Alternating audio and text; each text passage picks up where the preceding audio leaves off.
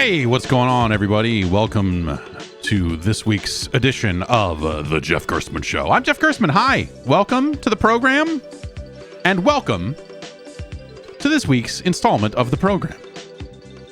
This week, we've got a variety of things to discuss from the world of video games, and welcome to the program. It's great to be here. It's great to have you here. It's great to be here with you now, live or not live. I mean, hey, it's great if you are out there doing whatever it is you're doing. You know what I mean. To the recorded version of this show, that's great. If you're here with us live, that's great. This week, we've got a handful of things to cover in the world of news, like a non-virtual reality version of Cosmic Smash coming to PlayStation 5 and, all this Battlefield stuff and emulation on stock iOS. We'll get into that when we get into the news. I think the only game I really want to talk about, I'm not even sure if I like it or not, honestly, but I've been playing bits and pieces of it here. It came out back in March. It's called Pesticide Not Required. It is an auto shooting survival game where you play as a big frog. I like it when you start to describe video games and they sound like great fake video, like you play as this big frog, and the frog has the frog whips its tongue around, and eventually it gets big scythes and big water sprays and other stuff like that. And it's shooting all these guys, and this frog is shooting all these guys, but also the frog's got to water the crops, and so you got to go to the shop and buy seeds. And then you plant the seeds and water the crops, and when the seeds hatch, you get bonuses with bonus weapons, or it's bonus experience points to level up your frog. That's Pesticide Not Required. I don't know. You unlock multiple frogs. You also you acquire pets that will automate parts of the process in a run. Where I got a toucan, and the toucan plants the seeds for me. I got an elephant. The elephant will water the crops for me if I'm away. It's still more efficient if I can water the crops, but if I'm busy shooting bad guys, then, hey, the elephants are there to pick up the slack. It seems like an okay one of those. If you've gathered a one of those out of that description of the game, I suppose, in the same vein as a Vampire Survivors, like I said, it is an auto shooting survival game. In fact, the upgrades for the whip attack kind of thing even just says hey, this is like the whip. The sentence is a little more coy than this, but it might as well just say this is the whip from Vampire Survivors.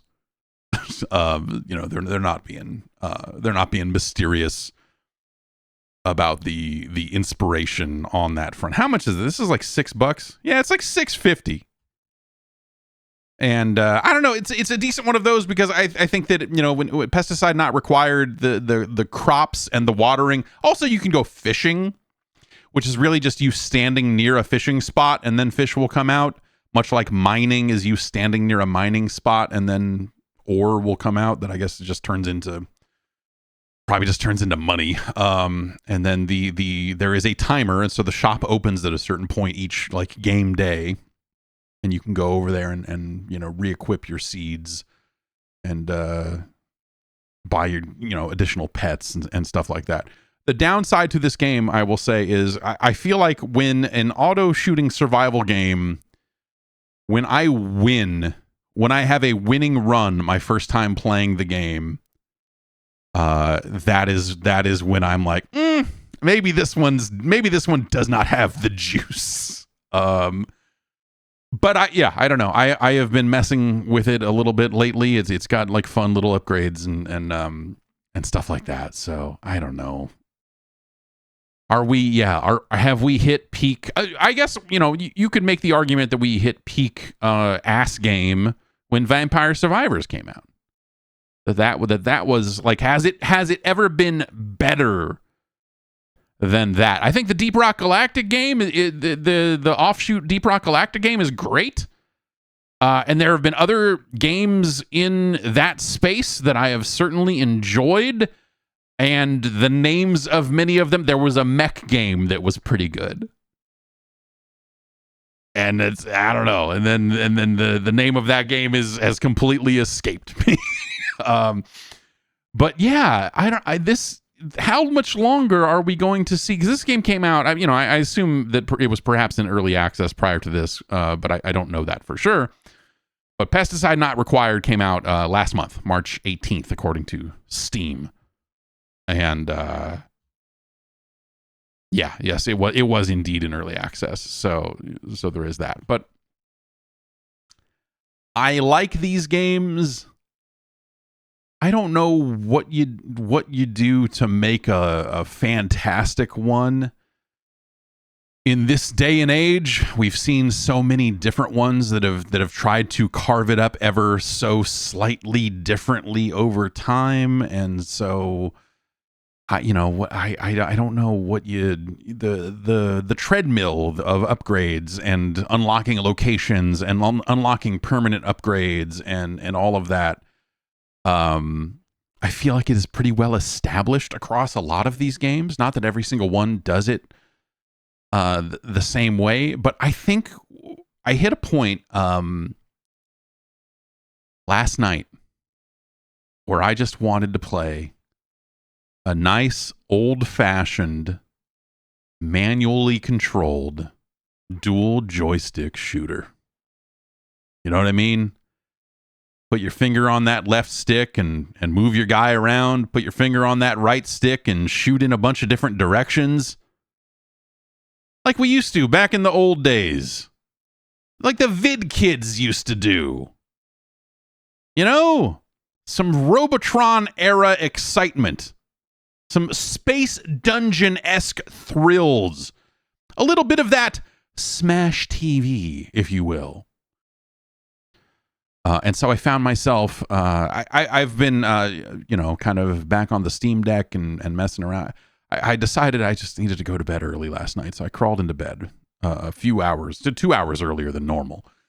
And I brought the Steam Deck and then proceeded to not go to bed early, I suppose. But in that time, I was like, well, I'm going to set up a green light so I can stream from, because when I bought the OLED Steam Deck, I didn't set everything up all over again and that I had on my previous Steam Deck. So I finally got around to I'm going to set up Chiaki, which is an application you can use to stream PlayStation, do remote play on a PlayStation on your Steam Deck, basically, or on other Linux devices or, whatever.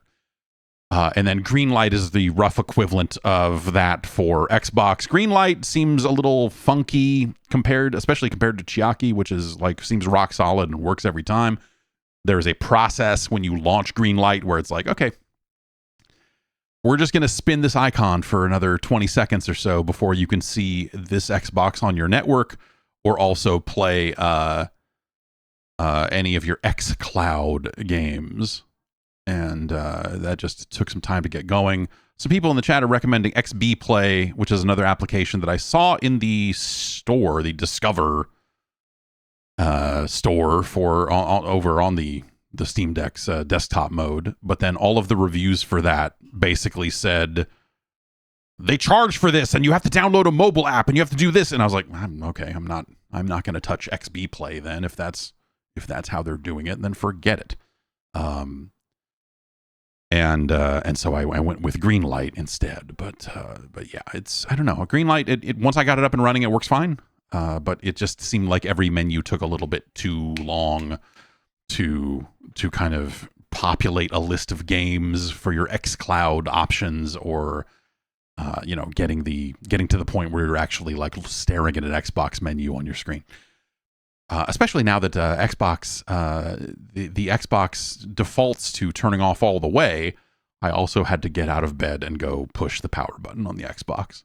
So that was Kind of less than ideal, I suppose. But yeah, so I don't know. So I set all that stuff up, and I was like, I'm going to play some Call of Duty on a Steam Deck. I was like, what's a novel thing I could play that I couldn't easily play on a Steam Deck? I was like, I don't know, I guess Call of Duty. And I played a round of that. And on the PlayStation, I need to mess with some settings because it had turned on the gyro controls. And so I could aim in Call of Duty by moving the Steam Deck around, which is exactly my problem with Splatoon, wherein tilting the screen that you are looking at to aim at things, I think that sucks. I think that's a bad experience.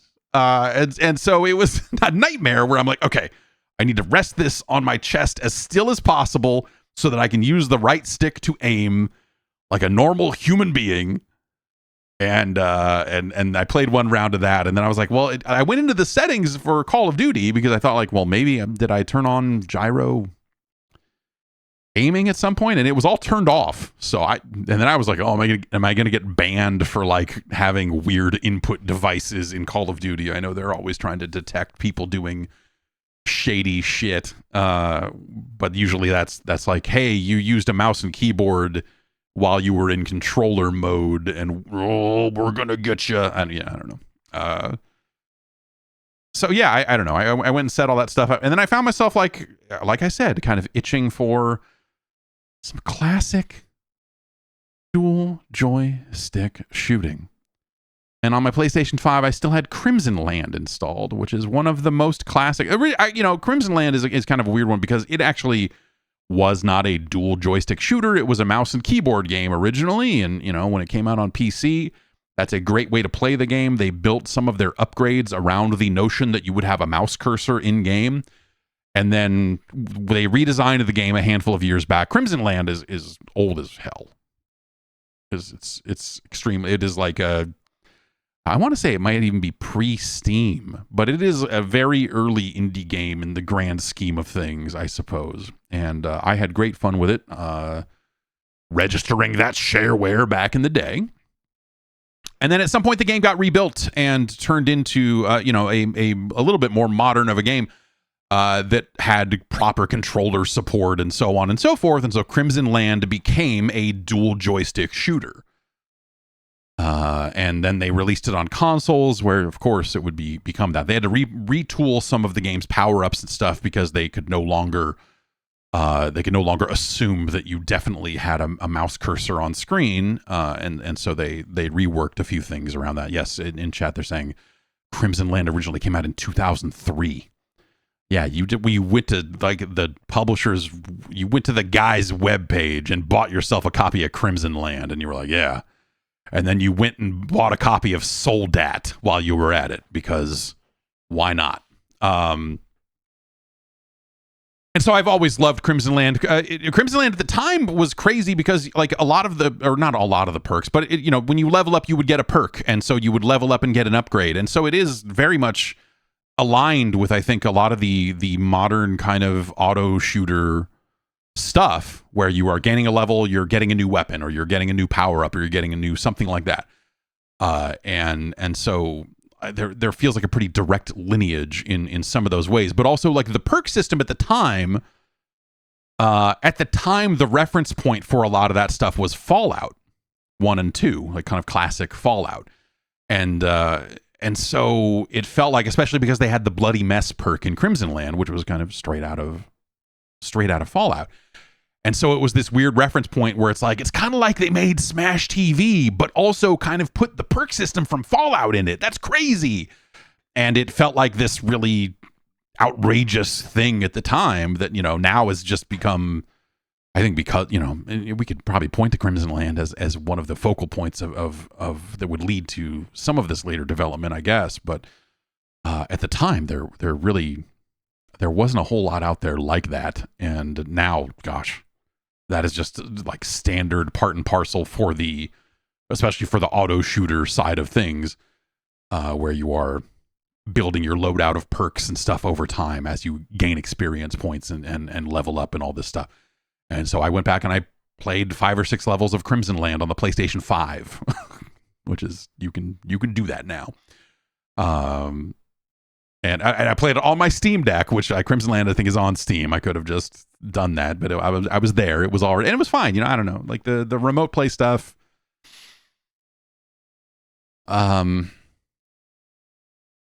It's to me, that's always like one of those in a pinch things where you're like, I would never prefer this method of playing these games, but it's nice that I have the option and just in case, I guess. And so I don't know, it was nice to just enjoy a little Crimson Land. I recommend. I still think Crimson Land is a heck of a game. If you've been playing a lot of these vampire survivors, like auto shooters, and you're ready to step it up a notch and shoot for yourself like a goddamn grown up, you could do a lot worse than Crimson Land for sure. Like there's I don't know, Crimson Land kind of preceded the dual joystick shooter boom in a lot of ways, right? I mean, that's to me, that is like, if we're tracing legacy of like, what did the Xbox 360 do for video gaming? It's a list of things, right? I'm not saying this is the one thing or whatever. But Geometry Wars, the popularity of Geometry Wars and the subsequent fallout from that as tons of developers started making dual joystick shooters all over again. That to me, as a longtime fan of games like Smash TV and Robotron and all that stuff, that was such a right place, right time thing where Xbox Live Arcade came along, and so you could have these smaller, more bite-sized games. And Geometry Wars, the second Geometry Wars game, I suppose, was one of them, which is a wonderful, an amazing video game. Just an amazing video game, Geometry Wars 2, retro evolved, I suppose. And then that leading to a resurgence in that style of game. There was the one with vehicles that I believe Sega published. They didn't develop it, but there was, anyway. And then we had years and years of dual joystick shooters kind of in the wake of that. Some of them good, some of them bad, and it all got oversaturated all over again. And yes, Renegade Ops. Rad Jago. Yes, Renegade Ops was a cool fucking game. It's no Geometry Wars, but it was actually kind of easy. Yeah, Assault Hero is also not bad. But Renegade Ops was the game I was thinking of. Why don't we take a quick break here? And we'll come back and we'll talk about we'll talk about what you should do with your Wii U and 3DS now that all the online servers for all games have been shut down, I suppose. We'll be right back after this. Hey, you know what? Your temperature at night can have one of the greatest impacts on your sleep quality. If you wake up and you're too hot or you're too cold, you need to check out Miracle Made's bed sheets. Inspired by NASA, Miracle Made uses silver-infused fabrics and makes temperature-regulating bedding so you can sleep at the perfect temperature all night long. That's right, silver. It's not just for vampire hunters anymore. It's for you and your bed sheets. And now, what's that silver doing in your bed sheets exactly? Well, silver, that infusion, helps make your sheets self-cleaning. By being infused with silver, that means your sheets can prevent up to 99.7% of bacterial growth, leaving them to stay cleaner and fresher 3 times longer than other sheets. That keeps the stink out of them. It also helps them be thermoregulating, If you're too hot at night, the sheets will help keep you cool, and vice versa. How does it work? I don't know. The power of silver compels you to have a better night's sleep. That's how. I'm not a silver scientist over here, but I do have these sheets on my bed, and they're nice. On top of that, they're comfortable. Without the high price tag of other luxury brands, they feel as nice, if not nicer, than the sheets used by some 5-star hotels. And they're designed for your skin. Keep that bacteria off of your skin. Use the power of silver to keep the gunk off of you. That gunk is going to build up. It's going to cause acne and breakouts, and all that bacteria is going to lead to, stuffy noses, allergies, all sorts of stuff. Get that out of your sheets and have a better night's sleep. And also, by having cleaner sheets, you can wash them ever so slightly less. That's nice. If you're keeping the smell out of the sheets, that's just great. There's no downside to this. Go to trymiracle.com/Jeff to try Miracle Made sheets today. And whether you're buying them for yourself or as a gift for a loved one, if you order today, you can save over 40%. And if you use the promo code Jeff at checkout, you'll get 3 free towels and save an extra 20%. Man, these is deals right here. Miracle is so confident in their product, it's backed with a 30-day money-back guarantee. So if you aren't 100% satisfied, you will get a full refund. Upgrade your sleep with Miracle Made. Go to trymiracle.com/Jeff and use the code Jeff to claim your free 3-piece towel set and save over 40% off. Again, that's trymiracle.com/Jeff to treat yourself. And thanks to Miracle Made for sponsoring the episode.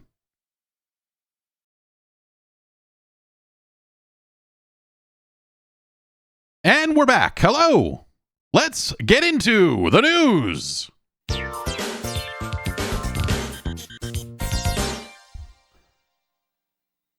Yesterday was the last day for online services on the Nintendo Wii U and the Nintendo 3DS. Nintendo announced this. They announced this with a good amount of notice. It's a situation where like the eShop has already been down for about a year, so new digital purchases have not been a thing for a while now, and now they are shutting down the online servers, or they have shut down all of those online services as of yesterday in the afternoon here, Pacific time.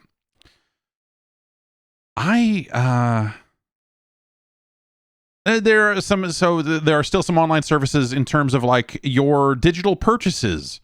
You can still re-download them. If there are patches for games, they will still patch. So there are still some online servers functioning that will allow you to kind of get your games up to date and so on and so forth. So this is really the long wind down, considering it's been a year or so since they shut down the eShop themselves. The quote from Nintendo as to the duration of how long you'll be able to re-download your purchases and so on is, quote, "for the foreseeable future." So that could be 20 years. That could be 20 minutes, right? I'm going to say it's probably in the grand scheme of things, it'll end up being a little bit closer to 20 years. Well, I don't know. What's the prediction? What's the over-under on how long you'll be able to re-download your purchases? We talking 10 years? We talking 9 months? We talking 5 years? What's the, when will they finally just go like, all right, whatever, man? And then like Miyamoto accidentally spills a coffee on the server machine under his desk and just like it starts going zzz, zzz, zzz, zzz, and he goes, "Oh shit, it's Mario time." Fuck it, whatever. And then they're just like, okay, that's it. It's all over. So I think for me, the answer is obvious when it comes to games involving Nintendo's online servers on these two platforms, or honestly, any platforms that Nintendo has put out. For me, the big loss here is Super Mario Maker 1 and all of the created levels that people have made. That's all gone now. There was a quest from some players out there to try to finish every single level that had been uploaded, and I know that they eventually completed that goal. I guess it was kind of a downer or sort of a anticlimactic thing at the end of it, where it was like, oh, okay, well, we found a weird the last level that no one had finished. We eventually found a way to finish it, and it turns out that it was this weird hacky kind of thing. And so maybe it was not as great of a send off as they thought it was going to be, but I don't know. I didn't follow that stuff super closely. I'm sad about that. As I've said, I think that Mario Maker 1, the form factor of the Wii U is perfect for Mario Maker, because you had a tablet in your hand with a touch screen and you had a TV, so you could kind of do it both ways. The stylus and the touch screen that was built for a stylus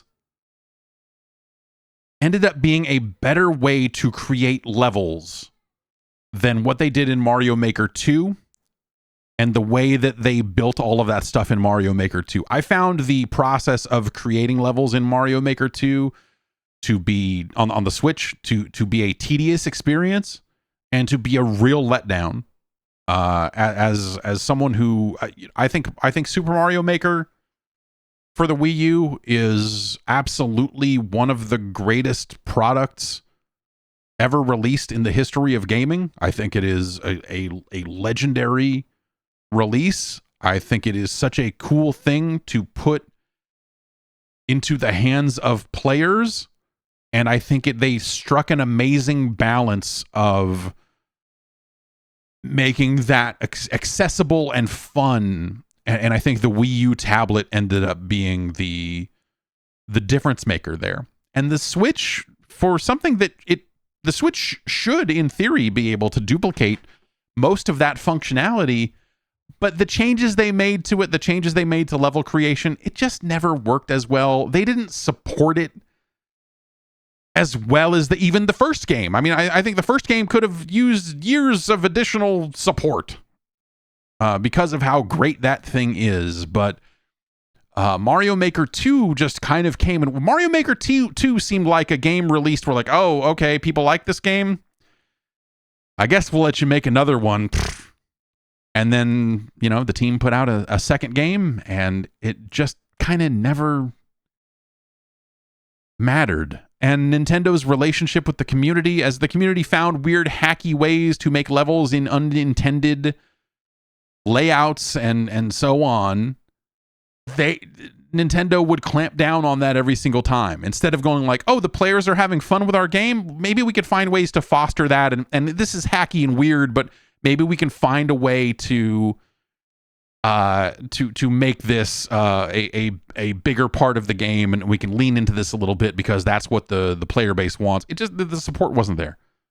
It just, Super Mario Maker 2 had this real fire and forget kind of feel to it, where they put it out, they had like whatever in their mind, they're like, and these will be the updates we'll put out for the next like 6 months or whatever, and then that was that. And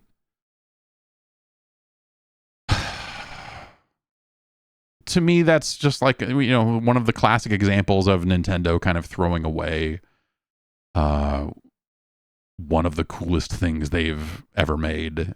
And players and Nintendo, especially players outside of Japan and Nintendo, feel like they often disagree about what is the cool stuff Nintendo is doing. What are the cool franchises that Nintendo makes? Metroid obviously being kind of the primary example of like, here's a game that people in North America seemed to quite enjoy. And think about all the years that the story you would always hear is like, well, in Japan, no one cared about Metroid. So at the mothership back in Japan, no one at Nintendo cares about Metroid. Really, they're like, oh, that was a cool game. Anyway, like, we're over here making this and then making this and making this. And, and that's unfortunate. And it led to, I don't love the Metroid Prime games, but like, people love those games. And here we are again, kind of stuck in this weird place where theoretically there's going to be a Metroid Prime 4 someday. And I don't know. It's just, it's still, even with Dread being as cool as it is, Metroid just feels like a franchise that like has succeeded in spite of Nintendo rather than because of Nintendo. And I don't know, that Mario Maker kind of always had that feel. F-Zero is a great example that I kind of look at as like, well, Yeah, I think it would be awesome if they made an F-Zero, a brand new F-Zero game. F-Zero 99 is really cool. I'm glad that it exists. It's really great. It's a cool concept. But that N64 game, that to me is there's an N, of the N64 catalog, F-Zero on the N64, F-Zero X, I guess is what they called that, right? Is amazing. It's such a crazy, like, for its era, the look of that game, how many things on screen it can handle, and all of that stuff. I feel like that game has only grown in stature in the years that followed. And maybe if you went back to it more frequently, you'd be like, oh yeah, F-Zero X, it was cool. And maybe be like, whatever. But like the sense of speed and the different things it was such a great game that you would love to see them build on in a meaningful way. And they never really did. I mean, they would make another F-Zero game, but it was not necessarily, it never felt like a sequel per se to F-Zero. It never felt like it was doubling down on the cool things that F-Zero X did. It felt like, oh, we're making another one of those, and we outsourced it to Namco or Sega, whoever, I don't know. And it just kind of, same way Metroid. I mean, who makes Metroid? It's not internal Nintendo teams these days, right? So I don't know. Mario Maker 2, I get sad thinking about it. But the Wii U, that to me, and the 3DS, like, so lump them together because they both just did get shut down. That's kind of it. And so I don't know, like, what do you do? I'm kind of asking chat live here, like, what do you care about when it comes to online Wii U games and online 3DS games? Obviously, you had Super Smash Brothers for Wii U and Super Smash Brothers for 3DS, which I guess mattered for a time. Yes, I played some Animal Crossing New Leaf online, but that was mostly local multiplayer. There were some Pokemon games that had some bits of that. And so the other things that are staying online are Pokemon related. The Poke Transporter and the Pokemon Bank, which you're using to move things around. Mario Kart 8, obviously originally debuted on the Wii U. It has since taken on a whole new life on the Switch, and they have completed a huge cycle of DLC for that game. So that era of Mario Kart does kind of live on. And it seemed like, generally speaking, the reception for Smash Brothers Ultimate has been a lot more positive than people were for the previous game on those two platforms. It was neat at the time when they were like, oh, we're putting out the same game on 3DS and Wii U, and there will be cross-play. You're like, that's crazy. I would not have expected that. But I don't know if people cooled on that, like I didn't follow that super closely, but it seems like the reception to that game as years went on were a little more like, yeah, that game's fine. But Ultimate seemed like it was much more positively received. They did end up putting out Mario Maker on 3DS. It was a very disappointing release because it was so clipped and not, it was not the same as it was like loosely compatible with the Wii U game, but kind of not. Also, this means the end of Splatoon 1 on the Wii U, officially speaking, I suppose I should say. But they've released 2 more of those, and so I don't know. Like, I'm trying to think, like, there was a Monster Hunter. Yeah, there's some Monster Hunter stuff that came out on 3DS that people still enjoyed playing, and all of that. But like, in terms of like straight up getting online with a 3DS, it was cool that you could do it. But I did not do much of it.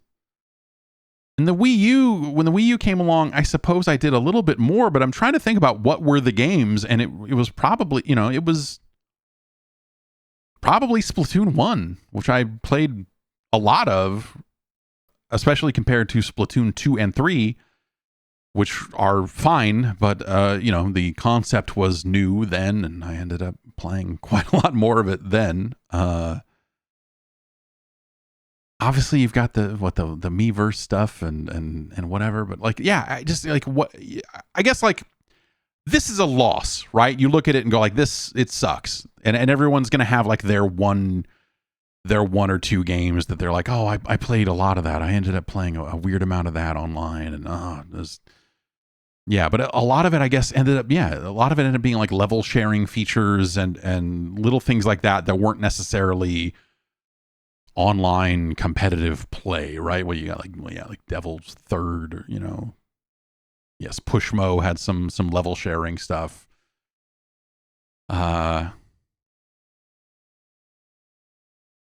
So I guess, hey, if you've been holding out on doing shady stuff to a Wii U or a 3DS because you're well, what if I want to play a game online? Now is your time.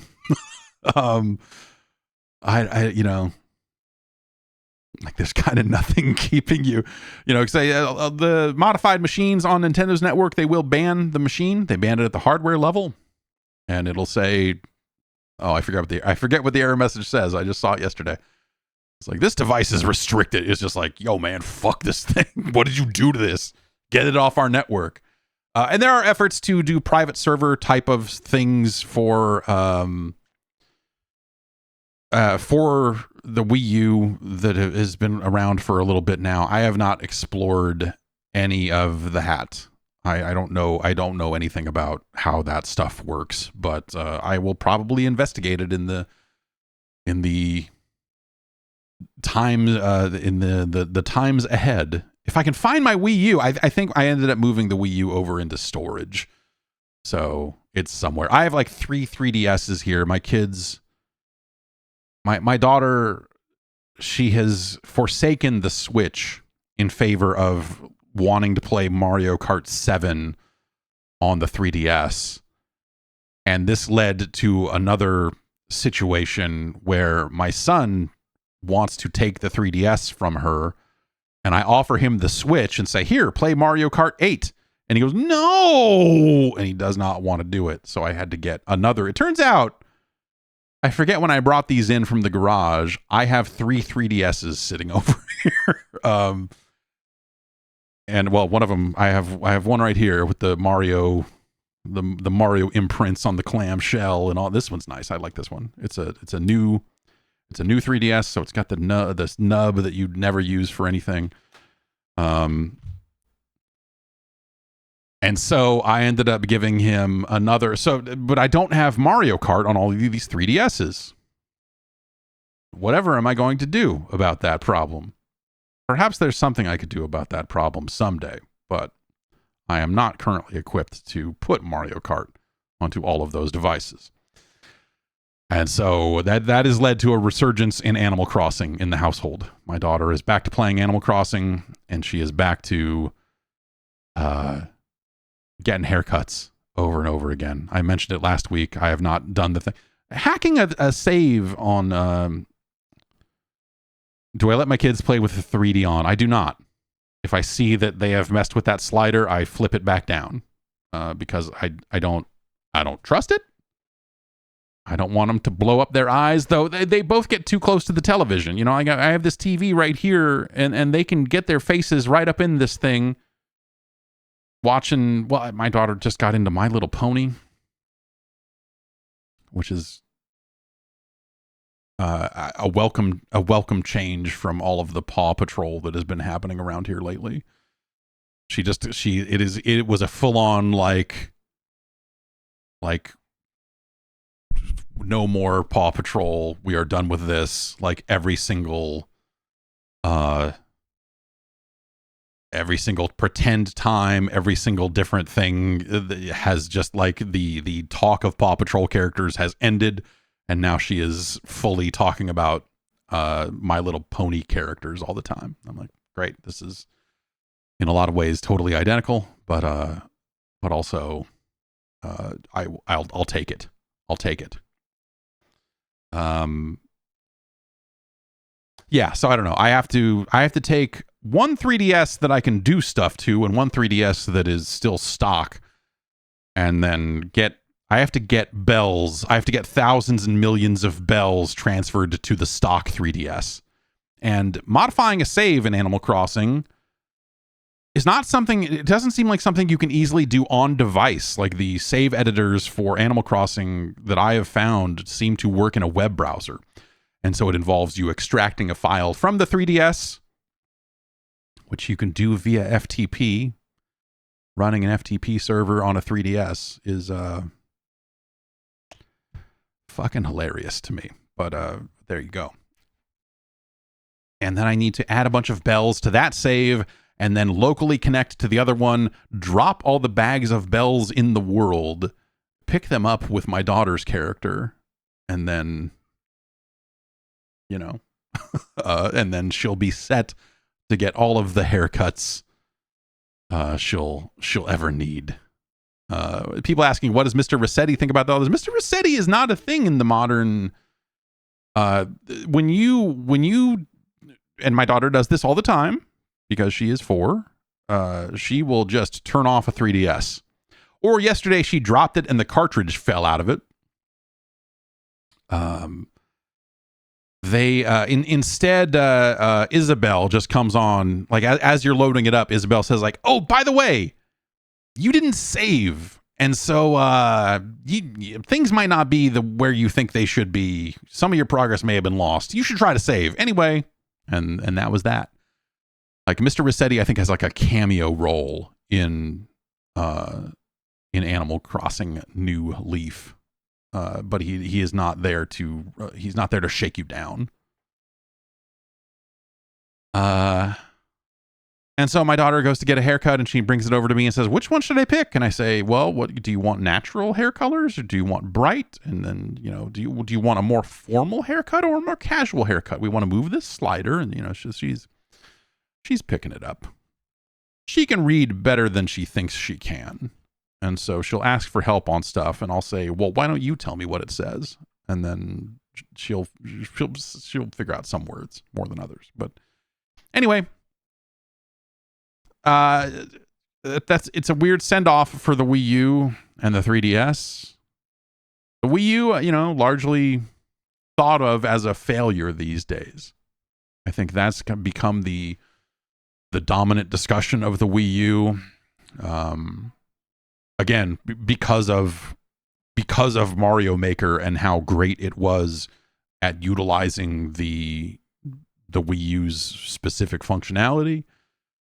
I think the Wii U was awesome for, you know, some specific games, but at the end of the day, yeah, is it 2 Wiis strapped duct taped together? Is it 4 GameCubes duct taped together? Sure.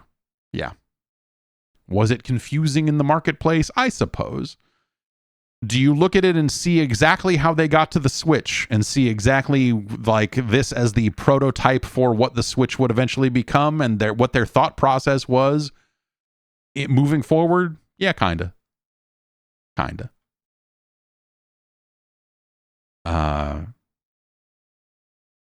the 3DS was awesome.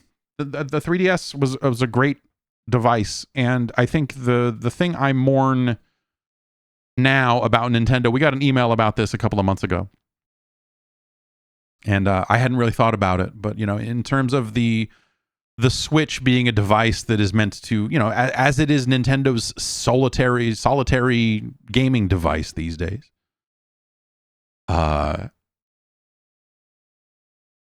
it combines all the development of their main console platform games as well as their handheld games. But we don't really see too many games on the Switch out of first party anyway that feel like handheld games, that feel like their lineage came from the 3DS. You know what I mean?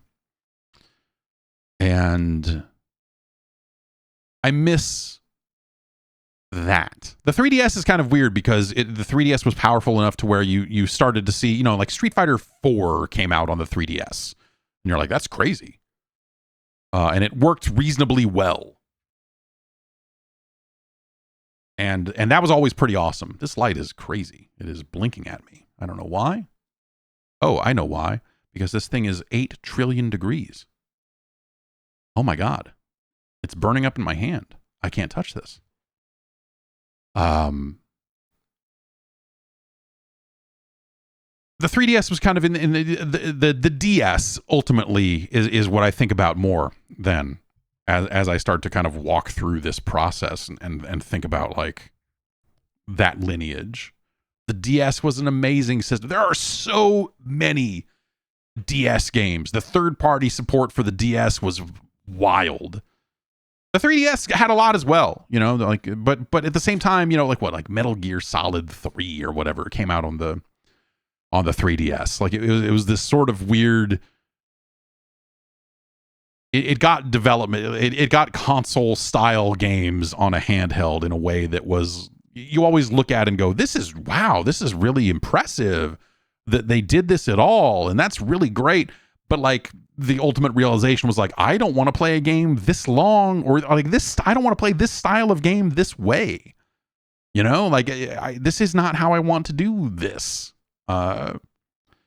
With these 2 screens and the screen size and everything else, I think the Switch is a little bit more appropriate just in terms of the size of the screen for playing that style of game, perhaps. I don't know.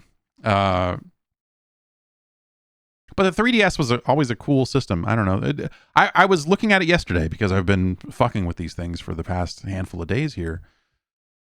And I turn on the 3D, which I don't really do anymore because I just kind of, I had my fill of it pretty early on when the 3DS came out, and I was like, you know what? I'm just going to turn this 3D off. I just don't really care.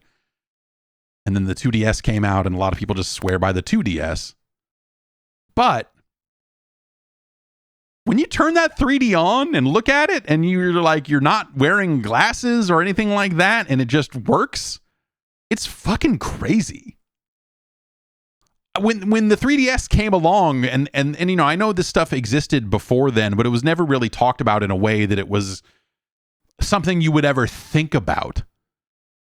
But the idea of just like, oh no, yeah, this works. Yeah, you can. It's a 3D screen, and you look at it, and it's got depth, and you don't need to wear glasses, and you don't. It's just functional 3D. And then later on, they would improve upon it by using the cameras to look at where your pupils are and adjust the image appropriately, and then that helped a little bit to just make it work more frequently at a wider angles depending on how you were holding it, and it's nuts. It's nuts. There was nothing like it before that was in a mainstream consumer product like that, and you're like, wait, you can just do that? You can just make it 3D, and I don't have to go get a box of cereal that comes with free 3D glasses. I don't need to have weird shutters flickering in front of my face the entire time to make this 3D work. It just works. What? It's crazy. And eventually kind of no one cared. Like they latched onto 3D at a time when 3D TVs were kind of sort of becoming a thing, and but no one wanted to wear the glasses there either, and it just, the whole thing kind of fizzled, right? They're still making 3D movies here and there, aren't they? But like no one, I don't know. I couldn't even tell you if any of the TVs I own do 3D. Maybe they do. I have no idea. I think the last 3D movie I saw in 3D was Tron Legacy. That almost certainly is the last 3D movie I saw. Was there a Fast and Furious that did? There must have been. Maybe did that come out after? That could have been it. But yeah, Tron Legacy. I remember going and seeing that in 3D and being like, oh yeah, when they tried to grappling hook that disc off that guy's back, it was like it was coming at the screen. That's neat. And that's kind of it, right? They announced that third Tron. I don't know, man. I'll believe it when I see it, right? They've been ramping up talking about it.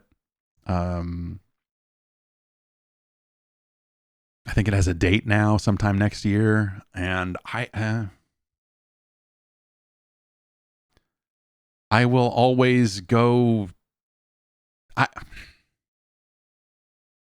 I like Tron Legacy just fine. It's fine. It is. Hey, at least it's not as slow as the original Tron. You know, it's a cool movie. I think that the effects that they did to Jeff Bridges' face did not look awesome then, and have not aged well, as effects often do. But I like Tron. Also, I have a hard time getting into the ancillary Tron fiction that exists out there. I was cleaning my garage and I had to. Oh man,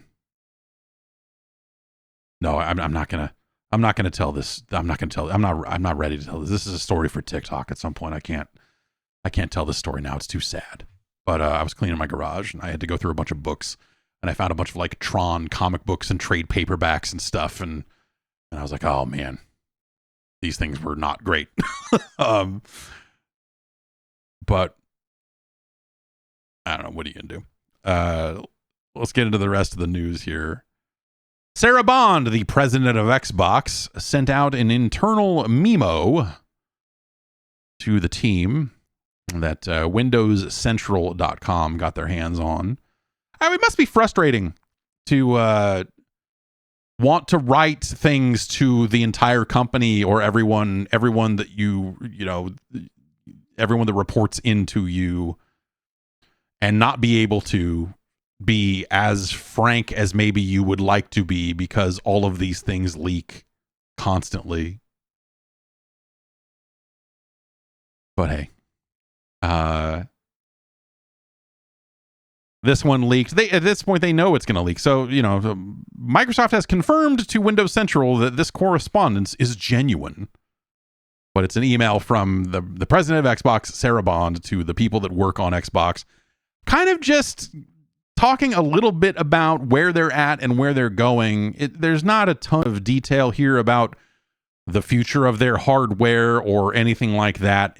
She does reiterate, what's the quote here? We are moving full speed ahead on our next generation hardware, focused on delivering the biggest technological leap ever in a generation, which mirrors what she said publicly.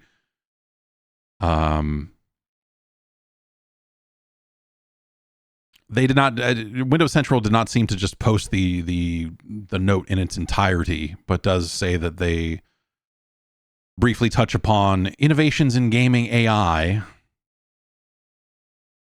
and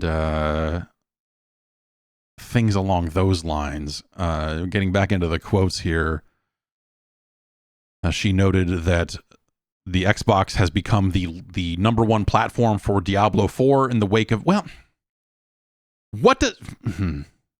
this is a hard one, right? And they did this. They're really good at this. Was a smart thing they did, because it muddies the waters in ways that we're just like, okay, I don't know exactly what this means anymore. What is an Xbox? What is Xbox? So what they say here is, what she says here is, we are integrating Activision Blizzard King titles into our services. We launched Diablo 4 into Game Pass, and Xbox has quickly become the number one platform for D4 players. Now, to play the Game Pass version of it on PC, I open an app called Xbox.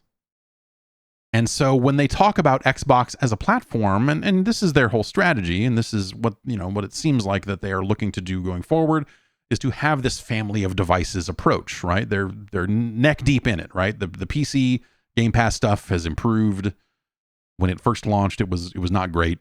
It has improved, even if the process of actually playing the Game Pass version of Diablo 4 on PC is not great, because it forces you to download the Battle.net client again and all this other integration stuff that they should be better at.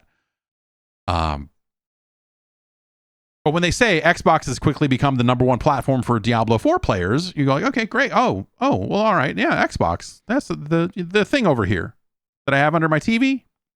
No, probably not. They probably don't mean that. They probably mean the aggregated total number of players, and we don't know. I should I should send an email about this. I'm curious about that, but I'm guessing that they are going to total up everyone playing it on PC through the Xbox app, as well as people literally playing it on an Xbox console. And so this is the sort of thing that is eventually just going to be even more, I don't know, splintered isn't the word, because they're building an ecosystem. They have built an ecosystem that they now just refer to as Xbox. But when we talk about what is the future of Xbox, we talk about all other stuff, like obviously the console is just a single piece of it. I would be curious to know what the breakdown is in terms of people playing it on a console, meaning a Series S or a Series X, versus playing it on the PC.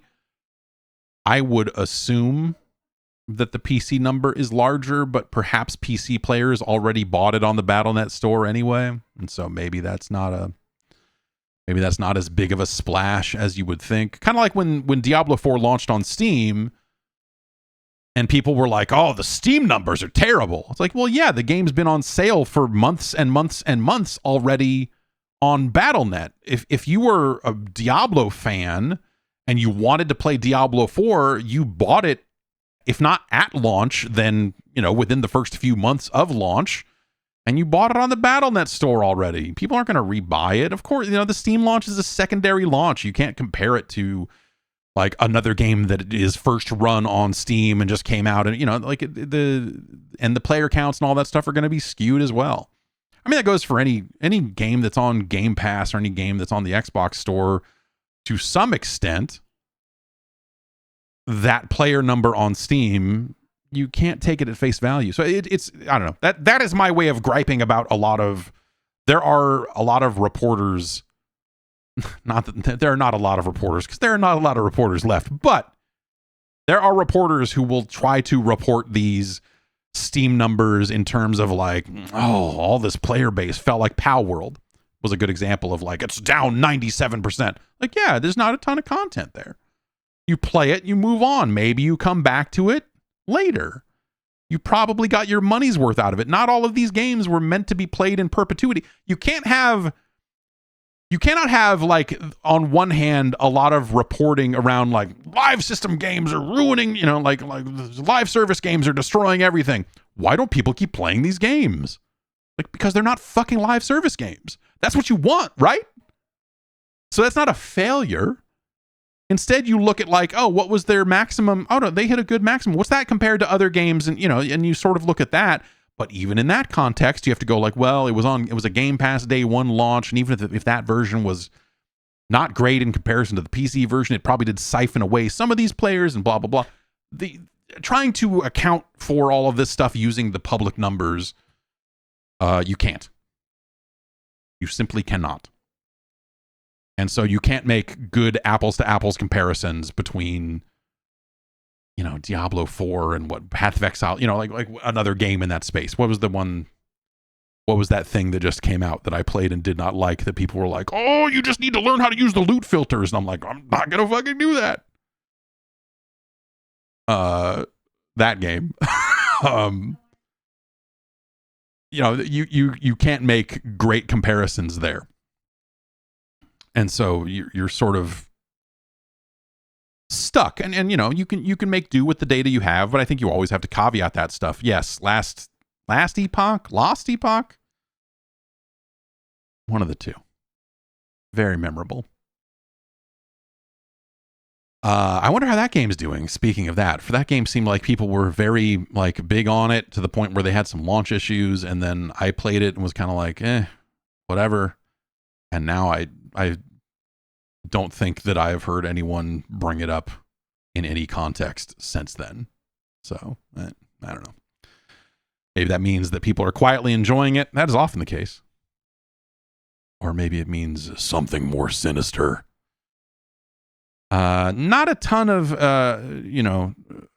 the other kind of piece of information in this email that Sarah Bond sent out to people on the Xbox team, according to Windows Central again, is that they have set up a dedicated team, this is Windows Central's wording here, to ensure the future-proofing of the current Xbox game library against future hardware paradigm shifts. Ensuring the games, and so here's the actual quote. We have formed a new team dedicated to game preservation, important to all of us at Xbox and the industry itself. We are building on our strong history of delivering backwards compatibility to our players, and we remain committed to bringing forward the amazing library of Xbox games for future generations of players to enjoy. And then Windows Central reports that that sources have told them that there may be more to share publicly on that topic when they get to their showcase, when they get to their not E3 event. How many years until we stop referring to it as an E3 event? Will E3 come back in the time frame that we still call all of these things? You know, their E3 press conference. And yes, this email, Alma in the chat is saying this email was written to be leaked. They all are. They all have to be now because they will all leak, especially if they've got information in them. You know, someone's always going to leak this stuff. So building a new team dedicated to game preservation and dedicated to delivering and building on delivering backwards compatibility. That sounds like, and I'm not the first person to say this, that sounds like, hey, are they going to change the architecture when it comes to the next Xbox in a way that makes backwards compatibility significantly more difficult to achieve? You know, are they going to move to ARM processors or whatever else? It sounds like that. I forget what I was reading. It may have been Windows Central. It seems like the sort of thing they would report on, but it might have been anyway. A lot of reporting around kind of a next generation of Windows laptop where they're just like waiting for these ARM processors to come out. These like whatever the next Snapdragons are going to be. And they're like, okay, these ones are actually going to be good. And these ones are going to be our Copilot PCs that are all fucking AI'd up. And they're going to have the Copilot button on them and all of that shit. And that they are looking to rally around ARM specifically for those laptops. So maybe that ends up meaning that as they think about that stuff and as they think about what does it mean to have AI in a device like this, that maybe the console goes ARM also. Certainly, you know, been talked about here and there, and you know, they're saying that the processing ability on these next laptops are going to be something that they can use to kind of take it to Apple a little bit, like the performance on those M series processors that Apple has been shoving out there for the past couple of years now have been very well received for a lot of processing intensive tasks, video encoding and all of that sort of stuff. Like I keep almost buying a MacBook again. It's been a long time, but I keep almost going like, it might be fun to, I mean, it's at some point, if I start traveling more, I am going to need a laptop, and I will probably buy a MacBook when the time comes. Unless these Windows machines come out and they're actually like super hot shit, maybe that'll be cool. But I don't know. Windows on ARM always just seems like a weird thing because when I think about Windows, I think about the extreme lineage of backwards compatibility that Windows has. But at the same time, the reporting around those laptops has said that the backwards compatibility work that they're able to do to make existing previous architecture Windows and DOS and whatever old ass Windows stuff work, that they're even faster than the Rosetta Stone, the Rosetta stuff that Apple does to get its old apps running on their modern CPUs as well. So maybe that's not really a huge factor. I don't know. Windows without Intel or AMD. I mean, I'm rocking AMD these days. This is my first AMD processor. It's been good. I don't know. The games run fast. We'll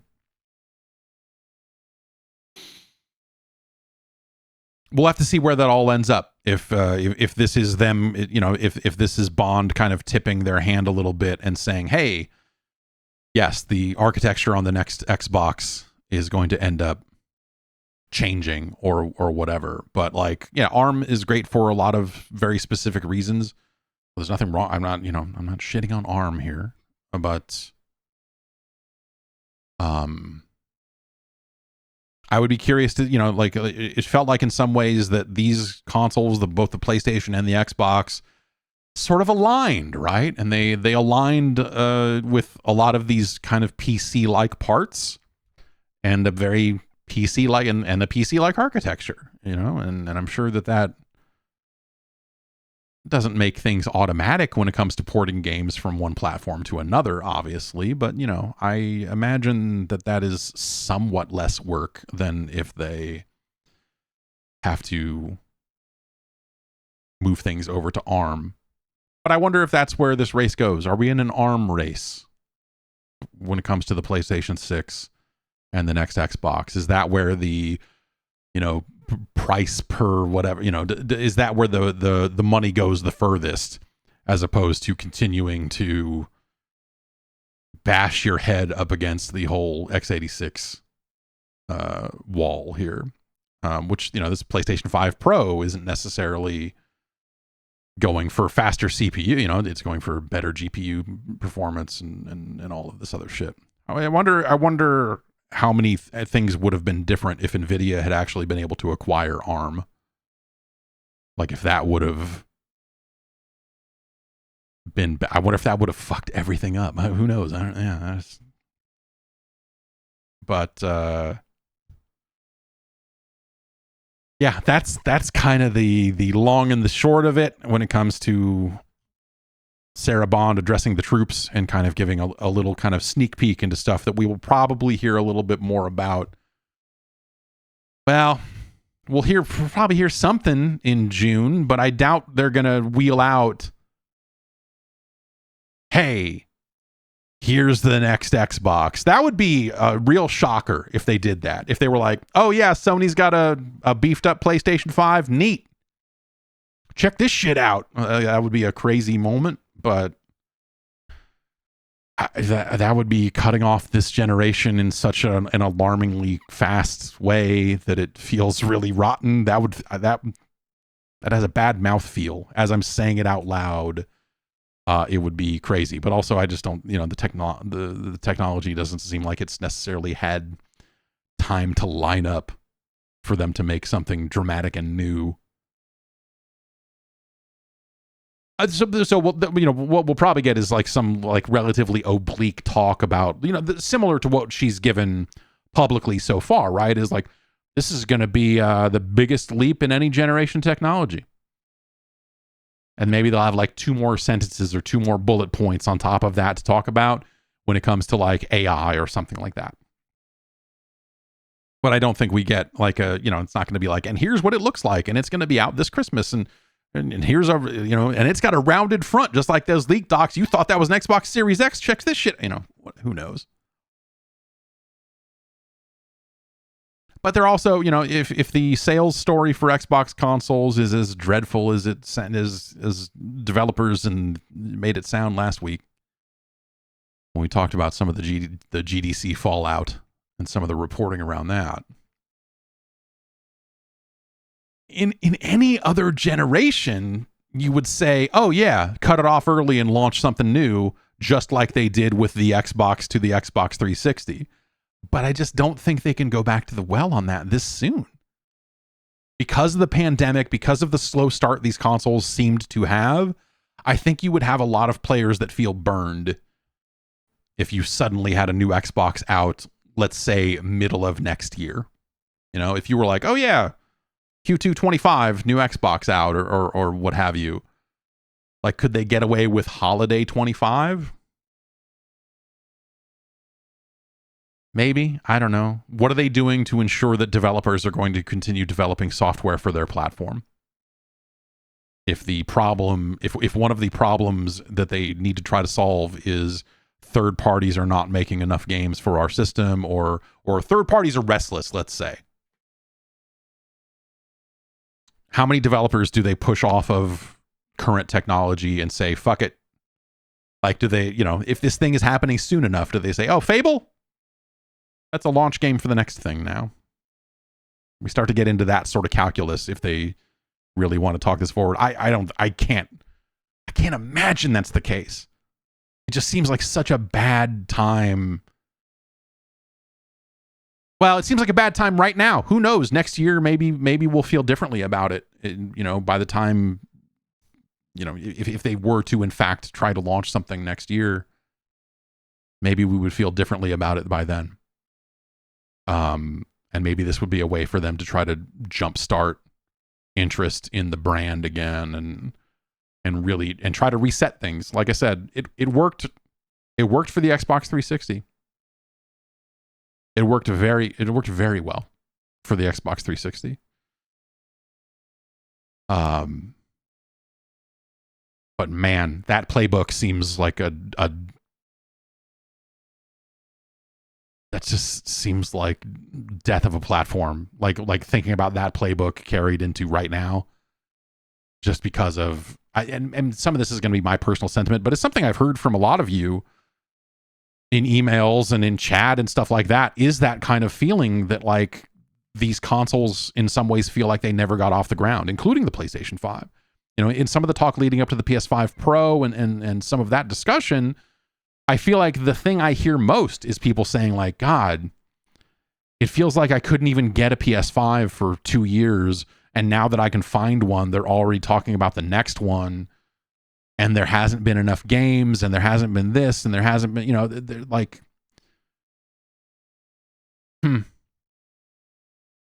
maybe that's another great reason to move forward. But the PS5 has been doing great. I don't know, like PS5 sales have been nice, right? I mean, they're not.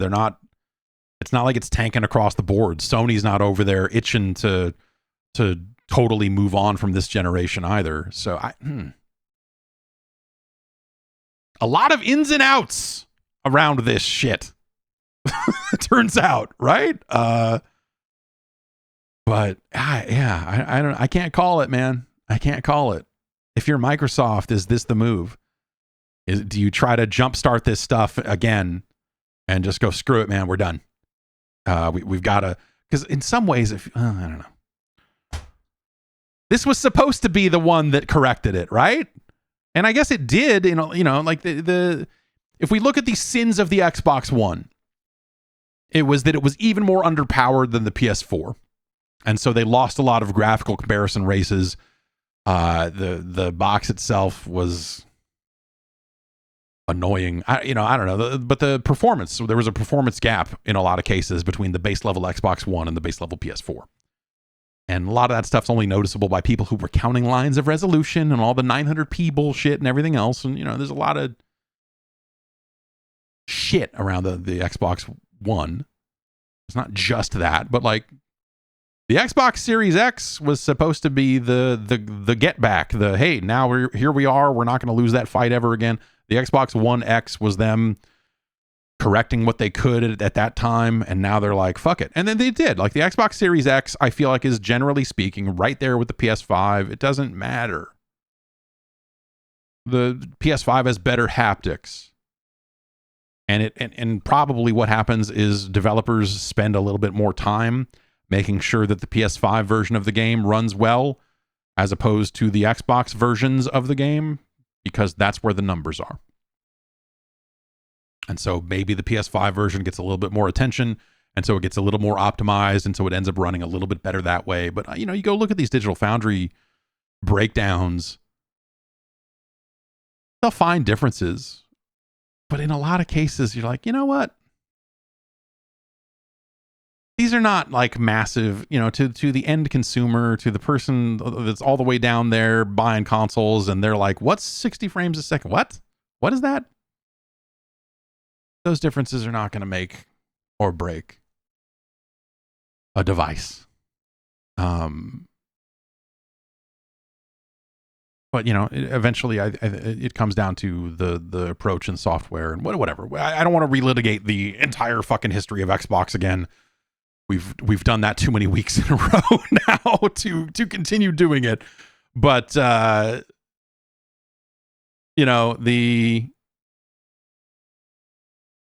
the Windows Central story here ends with another little quote here. It says, At a time when the gaming industry's growth is flattening, ours continues. Which, I guess, I don't know.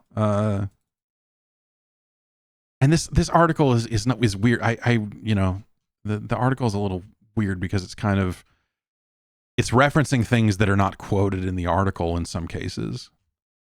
But, what are you going to do? So, what is Xbox going to do? They're going to set up a team dedicated to compatibility. So, they've had a backwards compatibility team. They ended their backwards compatibility efforts on the current generation a little while ago when it comes to bringing Xbox 360 games onto Xbox One and onto Xbox Series X. They obviously have large-scale forward compatibility from Xbox One to Xbox Series devices. And they are looking to pull it all together again for whatever is coming next. And that's how the backwards compatibility team, I feel like they hit an end of life during the Xbox One generation and then kind of reconvened when the Xbox Series X was getting ready to come out. They're like, oh, okay, we're going to do another several rounds of this. But, to hear them tell it when it comes to Xbox 360 games, it's a lot of talk around like, well, we've reasonably done what we can do in this space because of licensing issues or the publisher doesn't exist or whatever else. When it comes to bringing these old games forward, we've done most of what we can do here, and that's kind of that. And presumably they'll do more stuff with some of the Blizzard and Activision games because now that's all part of their fold, and there's more they could do there if they so desire. I would love to see more of those Xbox 360 era Activision games, kind of the before Call of Duty fucking cast its entire shadow over the entirety of Activision's development. I would love to see more of that stuff. Music licensing makes things like Tony Hawk impossible. Guitar Hero would not be doable in that specific way. Hey, Microsoft owns Guitar Hero now. It's weird. I bet they never do anything with it. I bet they never touch that franchise ever again. DJ Hero, any of that. I bet they never touch any of that stuff. Speaking of running things on other things that didn't originally run those things, Apple has lifted its restrictions on the App Store for emulators. That was something that the way that Apple's App Store was built and the way that the rules were built for that store, they were not allowing any emulators in. Over the years, you would see weird end-around runs where someone was like, look at this app. It's a tracker. It's a cool timer. It's an awesome stopwatch app. And then if you tap this button over here and then tap this button over here, whoops, it's also a Game Boy emulator. So like, and so that would last for a few months before Apple would go like, wait, what the fuck? Shit. And they would yank it out of the store and everything else. Now they have finally opened up to emulation on stock iOS devices that are not running any weird developer profiles or any. There are weird end arounds you can perform that I've looked at. Every time I look at them, I just go like, oh God, that's so not worth it. I just don't want to deal with this. It's not like a full jailbreak of the device. There are ways you can basically build an alternate. There are alternate app stores that exist in a weird way that like you have to make sure that your phone is occasionally synced up to a MacBook or some device that you have elsewhere in your house that is running this specific application. And once you do all that, you can sideload apps onto your phone for 30 days. And there's a bunch of weird restrictions around it because they're kind of exploiting a hole that was meant for developers that want to sideload apps that they are developing onto phones that they are using to develop apps. And so it's this very weird, clunky thing that I every time I look at it, I go, I'm not going to do this. I'm not going to have I'm not going to go find my MacBook and have it running in a closet all the time so that it's always refreshing the timer on how long these apps work on my phone, or all that other garbage. So back on Friday, according to, this has been widely reported, videogameschronicle.com has the story, The Verge has it, macrumors.com I think is where I first saw it. They have updated some of the verbiage around how what apps are and are not allowed onto the store. And so that basically, I was trying to find, there was a good screenshot of just like the before and after, but like there's still a lot of language in there around the quote that VGC has pulled as developers are responsible for all software offered, including ensuring that such software complies with these guidelines and all applicable laws. Of course, they also opened up iOS to game streaming apps. So, if Microsoft wanted to do a proper xCloud app, it seems like that they are able to do that worldwide, not just in the EU. And these rules apply globally as well. This is not an EU only thing. This seems like as Apple is prepping for more legal battles, whether it's, more stuff in the EU or now it seems like in the US, what the FTC has started going after them as well for a variety of reasons, from messaging standards to app stores to some of the similar stuff that the EU has already done. That Apple is trying to just kind of solve as many of those problems as they feel comfortable solving one way or the other. And so this was them saying, we're going to adopt this global messaging standard later in the year. So later in the fall, they're going to adapt, what is it? It's not RCE, whatever the unified messaging standard that Google has been pressuring them to adapt for a long time. RCS, that's what it's called. And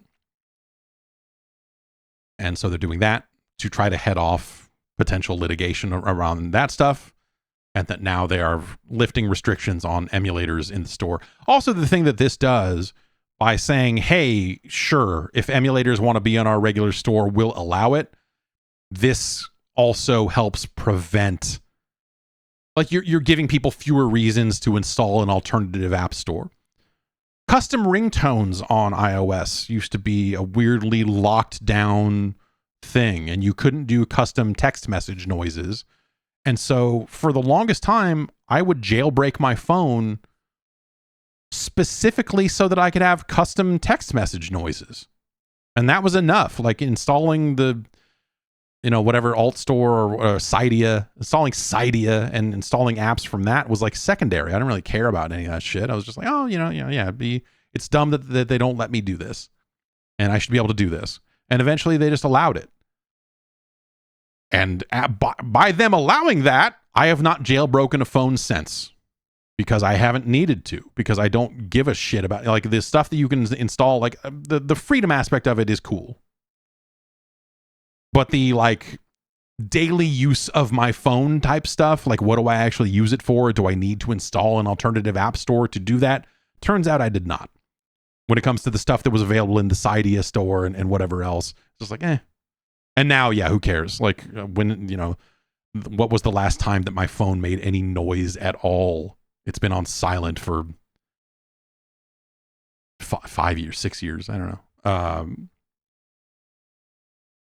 So by allowing emulators into the store officially, this gives users fewer reasons to install alternative app stores, assuming that the developers of these emulators decide to support it, so that they decide to do it. RetroArch already exists on iOS, along with a lot of the cores that make RetroArch into more than just a weird front end. They have been compiling an iOS version of that for a very long time. And so I would presume that they would then go on to submit it officially, but I don't know I have not seen anything specifically saying that yes, they will do that, or any of these other emulators that seem to get ported around all the time. Whether they will make an appearance in the App Store officially or not remains to be seen. And of course, I would assume that you will be providing all of your own games and firmwares and whatever else in order to make that a reality. And so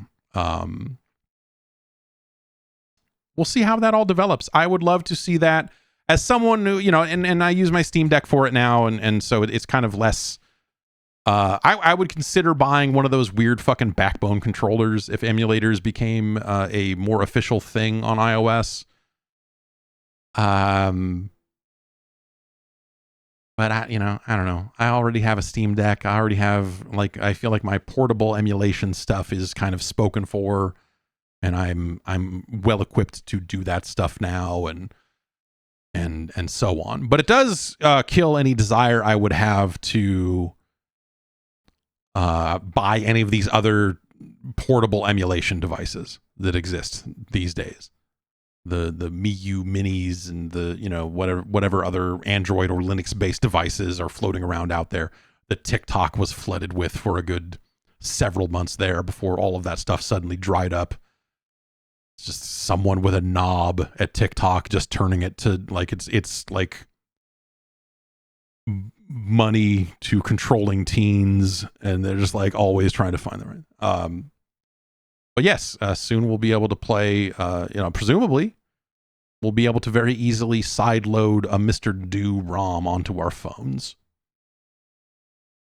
And, well, I ain't mad at that. I ain't mad at that at all. I'm not it seems like something I would be 1,000% into, the idea of opening up iOS, because it is the attractive thing about Android devices. But then I think about the number of things that I do on a phone that it's nice that the phone feels a little more secure and locked down when it comes to financial and other things like that. This just seems like there's slightly less attack surface on an iOS device than there is on an Android device. And when they finally get done forcing Apple to open it all up, well, we'll see where it all lands, I guess. I don't know. Battlefield. EA is going to make another Battlefield someday. Just you wait. It feels like every 2 weeks or so, there is another story about Battlefield's increasing vortex and what they are going to do with Battlefield and who is working on it and how many studios and what else is happening here. And obviously, when one door closes, another window opens, and so they shut down one of those Battlefield studios. And now they are pulling in Motive Studio, EA Motive, and pulling in some of the folks who led the Dead Space remake into the future of Battlefield. This is a two-pronged post here, where one post appeared from Patrick Klaus, the GM of Motive, and then also a kind of larger, or a post from Byron Bede, the GM of the Battlefield franchise. The Battlefield-related announcement is them saying that the current season, or the upcoming season for Battlefield 2042, a game I continually forget is called that. I remember that it exists, but in my mind it is still somehow called Battlefield 1 or Battlefield 5 or whatever. I'm like, no, Battlefield 5 was the World War One. Which one was the? And I'm like, oh right, Battlefield 2042. They did that. Season 7 will be the final season of Battlefield 2042, and as anyone who announces that they are doing away with regular seasons does these days, they're quick to say, we will continue to support the game with new in-game challenges, events, modes, and of course, ongoing maintenance, but we are moving away from delivering official seasons. And this is because they are looking forward to the next Battlefield game. and that they are moving more and more resources onto the next Battlefield game. I suppose they probably did what they could. I don't know that they ever truly made Battlefield 2042 a great game or a good game or a game that people enjoyed. It feels like they addressed a good amount of the negative feedback that people had at launch. But I don't know that Battlefield 2042 ever got to where it ideally could have gotten to, but like at some point continuing to put money in Battlefield 2042 is like flushing it down a goddamn toilet. Fuck it. Make a new Battlefield. I wanted, and the stuff that kept me away at launch, I would go back to it occasionally, but I never really got into it ever. They corrected a lot of the stuff where they're like, oh, a lot of the loadouts are specific to specific characters, and so you end up with this thing of like, well, if you want to use the wingsuit, you need this, this, and this, and I believe they changed some of that up.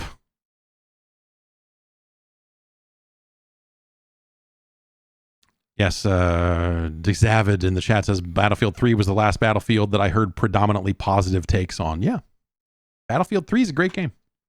I had a lot of great times with Battlefield 3 and 4. But since then, it's just been a fucking mess. A goddamn mess. 4 was kind of a mess, but like 4 was cool too. And then everything they did after that, it felt like misstep after misstep when it comes to that stuff. 2042 was supposed to be them kind of, well, whatever. Every game was supposed to be them righting the ship after those two games. Like, oh, what's next? We're going to go back to World War. Like, okay. Turns out no one really wants that. So now they're pulling in Motive. And so it says here, our long-term strategy of 2 world-class game teams developing projects side by side. So it doesn't necessarily seem like the entirety of Motive is going to be focusing on Battlefield. It seems like they are taking the Dead Space executive producer, Philippe Ducharme, and Roman Campos Oriola, the creative director, and they're going to be building a team within Motive to, quote, work alongside the Battlefield studios around the world, creating what's next for Battlefield. And so they're looking to obviously have a single player component to this.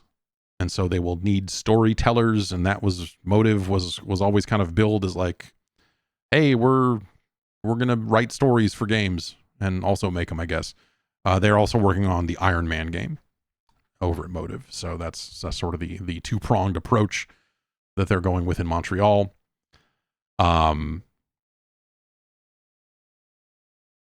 We need there to be a great Battlefield game. I think that it is important for there to be another different type of shooter out there that is that kind of big franchise competitive multiplayer shooter that does not collapse into a Call of Duty like mold the way an X-Defiant seems to be doing, or the way that a lot of other shooters over the years have been. You need that duality. You need to have someone else out there saying, we're going to do it in a different way than Call of Duty is doing. And it can be done in a different scale, that it can be done in a different style, that it can still be it's still a first person shooter. It's still recognizable as whatever, but you need that alternative competitive shooter. People are like, Stalker 2 is coming. Like, yes, sure. Yes. That's not what I'm talking about here. There needs to be something. There could be a couple of different somethings if you do it right. Like that was always you had Call of Duty, you had Halo, you had Battlefield, which, even back then was sort of in a weird space. but Bad Company was, in some cases, the best that Battlefield has ever been. I'll say it. There were aspects of Battlefield Hardline when it comes to it as a competitive shooter that was like fun to engage with. Like it was not the worst game in the world. It was just like, it was fucking weird. It was more just like, this is what you're doing, Battlefield? This is, okay, you shut down. So they should just make Battlefield Hardline 2. If you're going to take the Dead Space people and make them work on Battlefield, then just complete the cycle. Have them make the cop game. Everyone loves cops.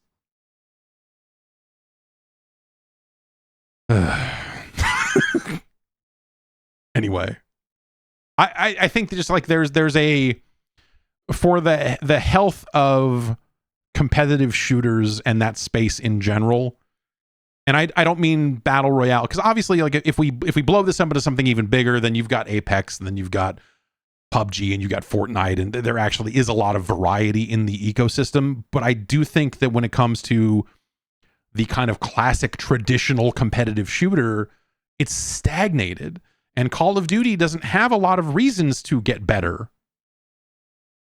Halo isn't necessarily what it used to be, and so Halo isn't driving things forward and driving conversation forward about that style of game the way it used to be. And maybe the interest isn't there anymore to support this many games, and maybe that's that, and that's fine too. But I do want to see what happens if there is a great Battlefield game out at the time when Call of Duty is kind of doing whatever it's doing. And I'm not necessarily sold on this year's game from the little bits and pieces that have kind of gotten out about it. It's like,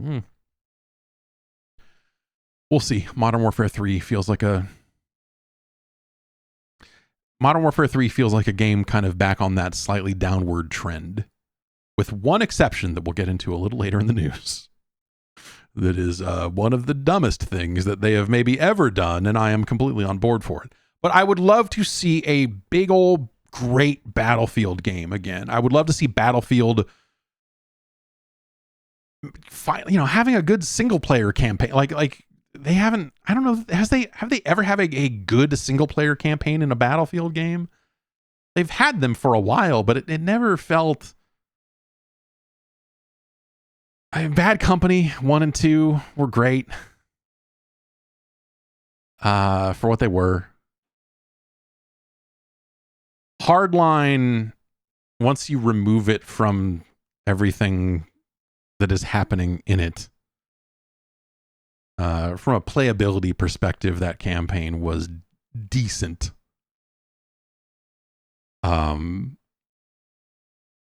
But like, has a big numbered mainline Battlefield game ever really had a good campaign? Like, I don't think so. Like, at some point they split their efforts and they started making Medal of Honor games on the side, and it was just like a big fucking mess, man.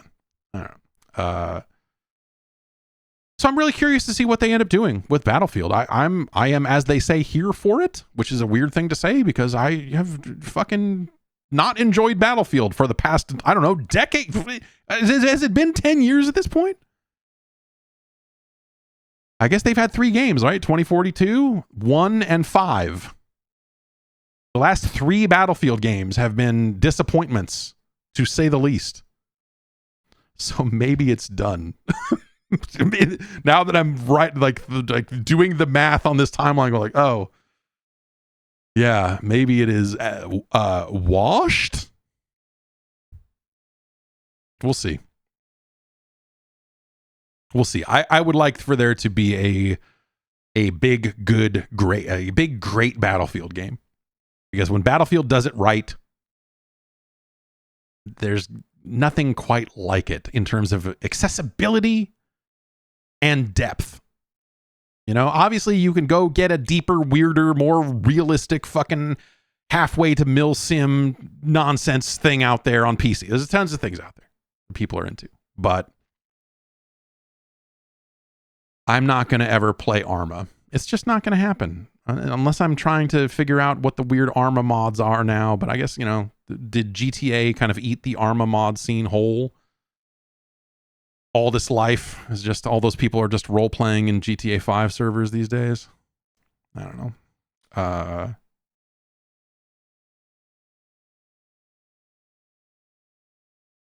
Roblox accidentally found its way back in the news due to a Eurogamer interview that they conducted at GDC. And the pull quotes on this stuff are really... This Eurogamer headline is basically the format, like, you know, everyone reporting on this interview has written a similar headline because it is a great salacious quote. And then you go read the interview and you go, oh, that's not like an out of context like that. No, that headline actually kind of sums up the tone of this. Here's the headline. Roblox studio boss. Children making money on the platform isn't exploitation. It's a gift. This is the wrong way to continue to keep your massive game under the radar and keep the government from coming and slamming down on it. Though here in the States, they keep fucking up child labor laws left and right anyway. So maybe by the time all of this meets in the middle, maybe kids will be forced to play Roblox in Florida or something by the time we get there. I don't know.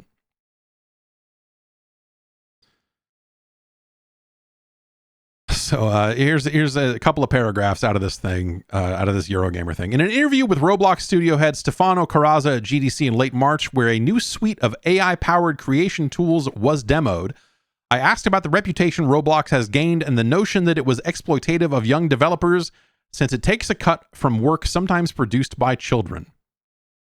And here is the quote. I don't know, you can say this for a lot of things, right? We're off to a great start. Mr. Carrazza, you have knocked it out of the park. Boom.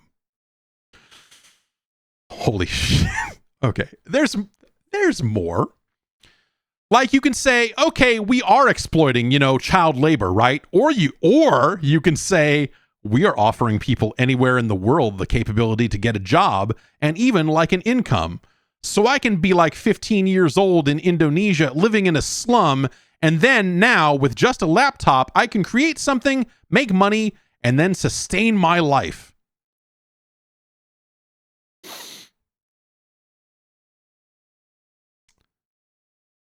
It's just like you hear the shovel, you hear the digging. There's always the flip side of that when you go broad and democratize, and in this case, also with a younger audience, he continued. I mean, our average game developer is in their 20s, but of course, there's people that are teenagers, and we've hired some teenagers that had millions of players on the platform. Oh, you hired teen. I'm just gonna have a sip of it. Let that sink in for you a little bit. For them, you know, hearing from their experience, they didn't feel like they were exploited. They felt like, oh my God, this was the biggest gift. All of a sudden, I could create something. I had millions of users. I made so much money, I could retire. So I focus more on the amount of money that we distribute every year to creators, which is now getting close to like $1 billion, which is phenomenal. And then... back to it. I'm just going to continue to read from Eurogamer's interview. At this point, the PR present during the interview, meaning the public relations person present, at this point, the PR present during the interview added that the vast majority of people that are earning money on Roblox are over the age of 18. Carrazza continues, and imagine like the millions of kids that learn how to code every month. We have millions of creators in Roblox Studio. They learn Lua scripting, a programming language, which is pretty close to Python. You can get a job in the tech industry in the future and be like, hey, I'm a programmer, right? I think that's a way you could look at this. Like, sure. Like, yes, are kids learning skills from this that may apply? Like, sure. Yes. Is it potentially also exploitative? Potentially. Yeah, this is, if you're the PR person in this room, you have to just be like, Fuck. There is an update here on this interview.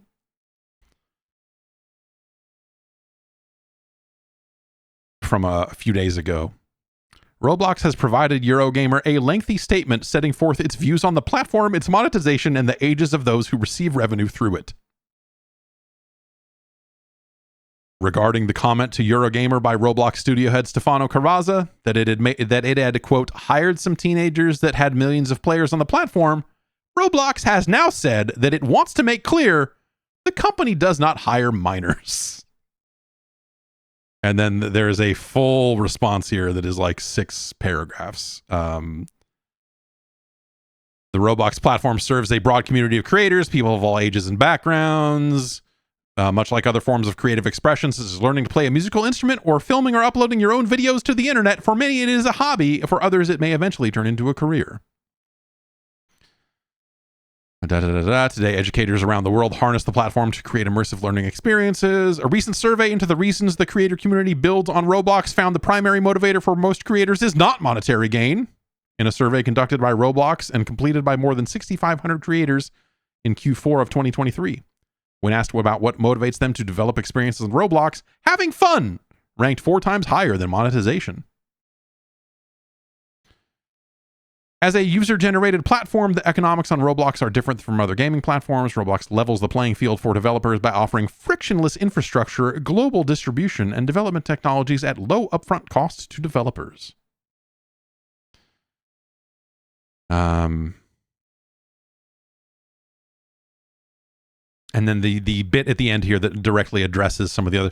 For the experiences that monetize, the majority are created by developers who are aged 18 and older. Of the creators who are enrolled in the Roblox Developer Exchange program, the overwhelming majority are over the age of 18. The average age for the top earning and or engaging developers is around 25 years old.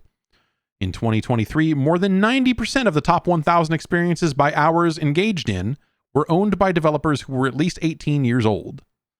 And then they link off to an article about how they support creators. So I don't know that their lengthy response or their lengthy statement about stuff said by the studio head of Roblox really kind of undoes the damage. I don't know that getting out there saying like, oh, the vast majority of them are over the age of 18. Like, okay, but like I guess I would say the exploitation is not something that merely impacts people that are creating on the platform, but I think also developer or players who are engaging with the platform and playing some of those experiences. There is a potential to exploit them as well. That's not really touched on in any of this stuff, but I don't know. This is something that you, in fairness,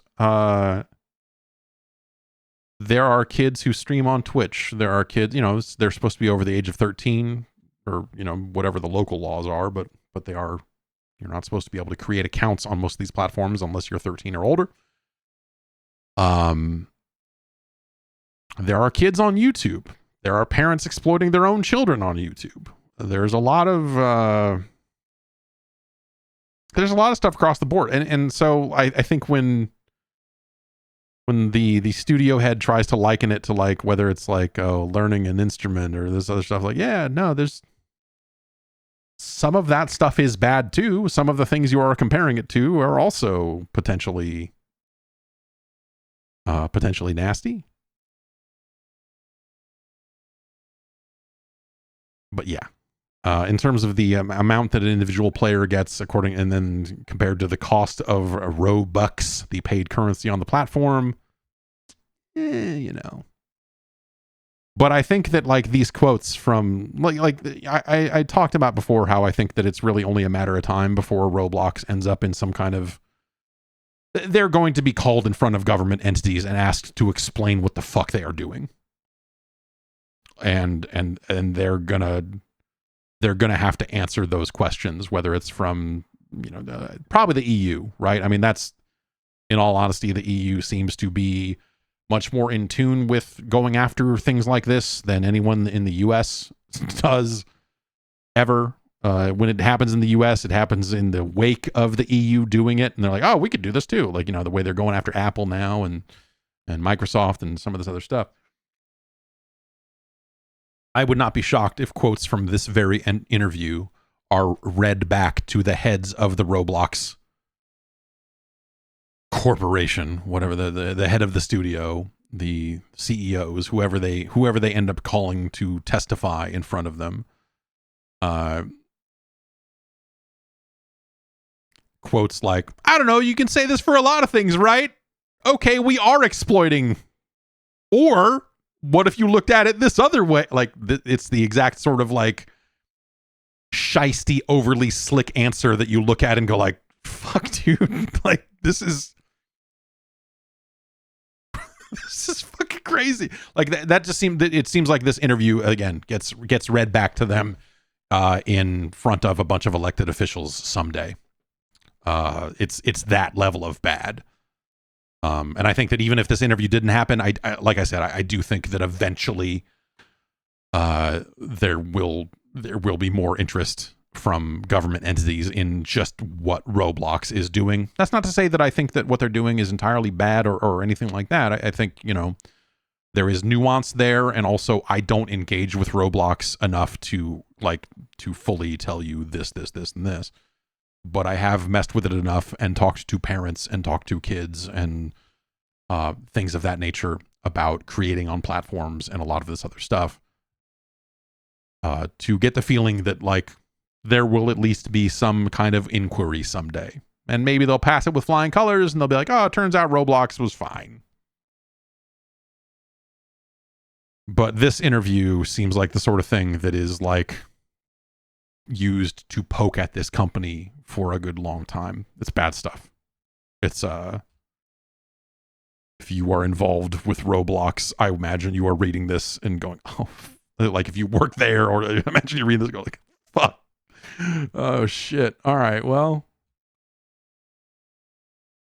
the ride ain't over yet, but strap in, because someone's gonna come fuck us. Someone's gonna come stop us from doing this one of these days here. And as for the kids, I guess we're putting them back into work in the coal mines here, right? Is that where we're headed in the States?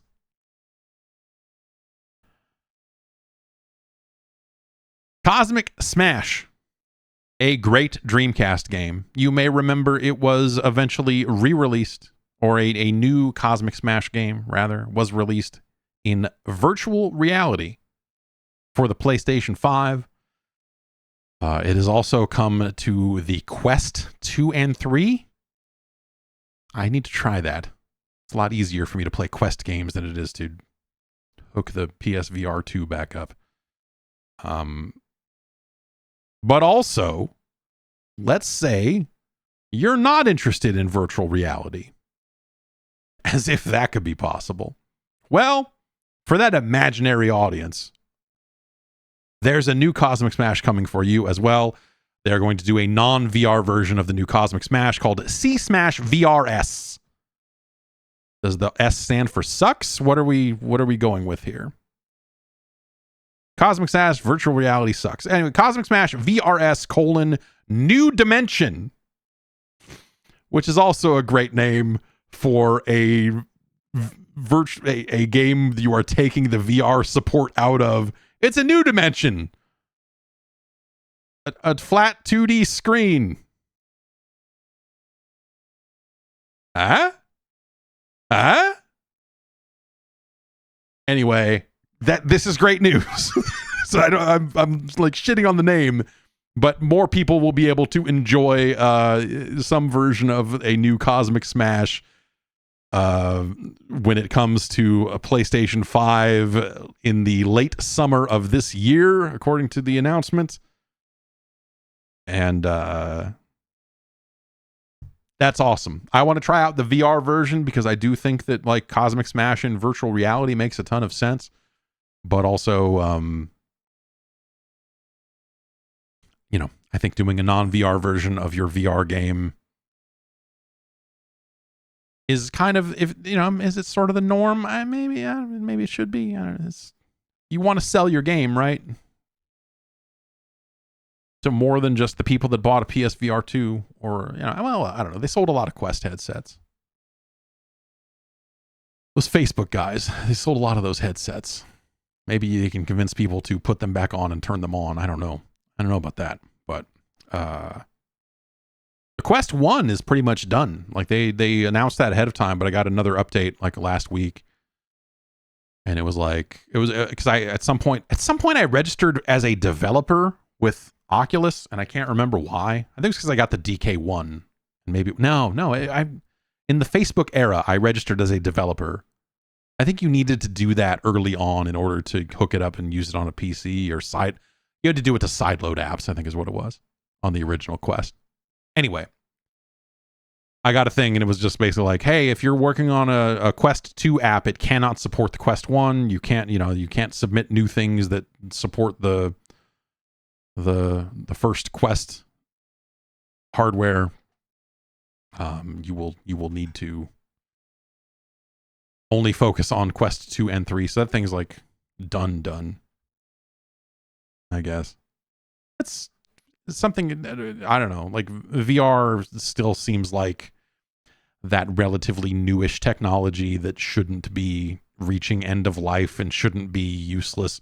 Like when I got the stuff about like, hey, the original Magic Leap is going to be completely non-functional or whatever with the whatever updates they're doing to that, like all the online aspects of it or whatever.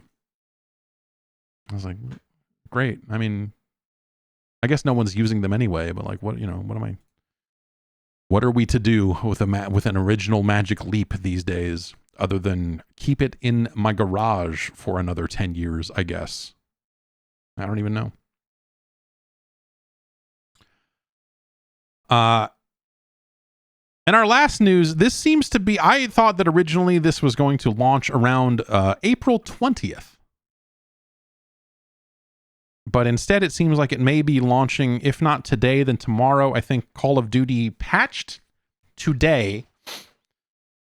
But maybe it is not going to hit the store until tomorrow. That's right.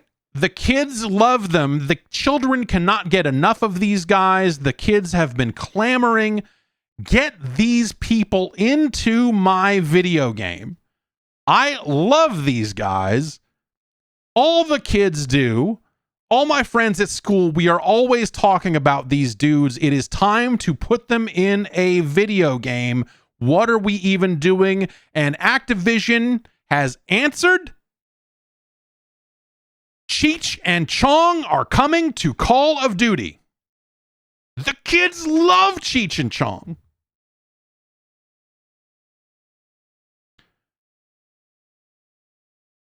Do you want to know more about Cheech and Chong? Okay, great. I have what they have written so far about the bundle that they are going to be releasing. Here, let me, it is called the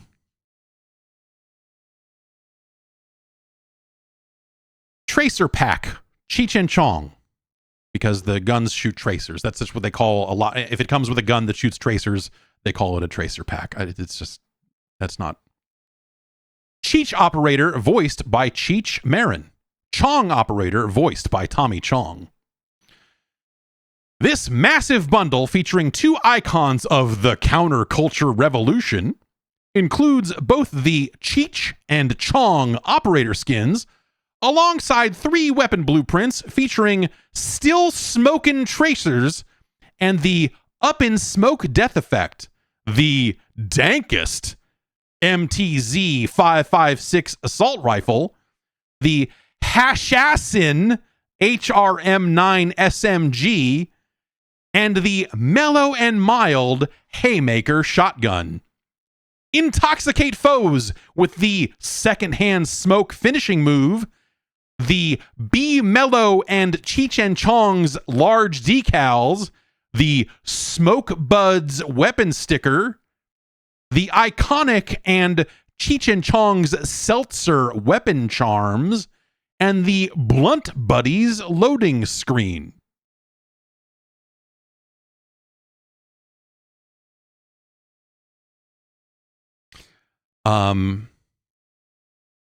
And then they have posted a picture here of it, and it's a good likeness of Cheech and Chong. Cheech maybe looks a little bit taller and more muscular than he typically does. But it is Cheech and Chong in, I believe, the garb they would have worn in the film Up in Smoke, holding assault rifles. You know, Cheech and Chong. They love shooting people in the face. All those movies. Did you ever see the Corsican Brothers? You know how many headshots they pulled off in there? Have you ever listened to the Dave's Not Here sketch on their albums? You know how that ended with everyone getting fucking shot in the face and stabbed? Cheech and Chong are stone cold killers. If you listen to the album, the Cheech and Chong album, Sleeping Beauty, backwards, then you'll truly understand just the type of murderers these are. Let's make a dope deal. Did you ever listen to that, man? That guy, when he says he's into making table candles?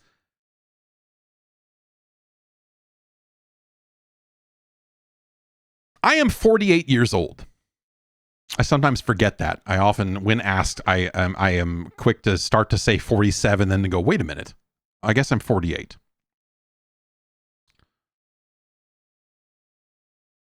Cheech and Chong are too old for me.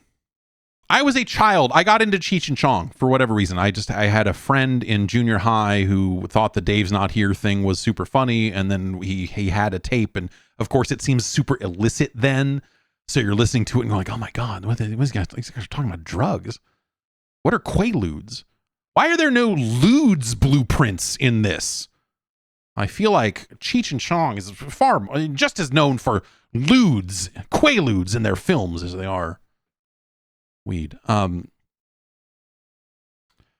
so as a young teen, when I could have been making millions of dollars making Roblox applications, I got into, I think Up in Smoke is a hilarious movie. I think Up in Smoke is an amazing film.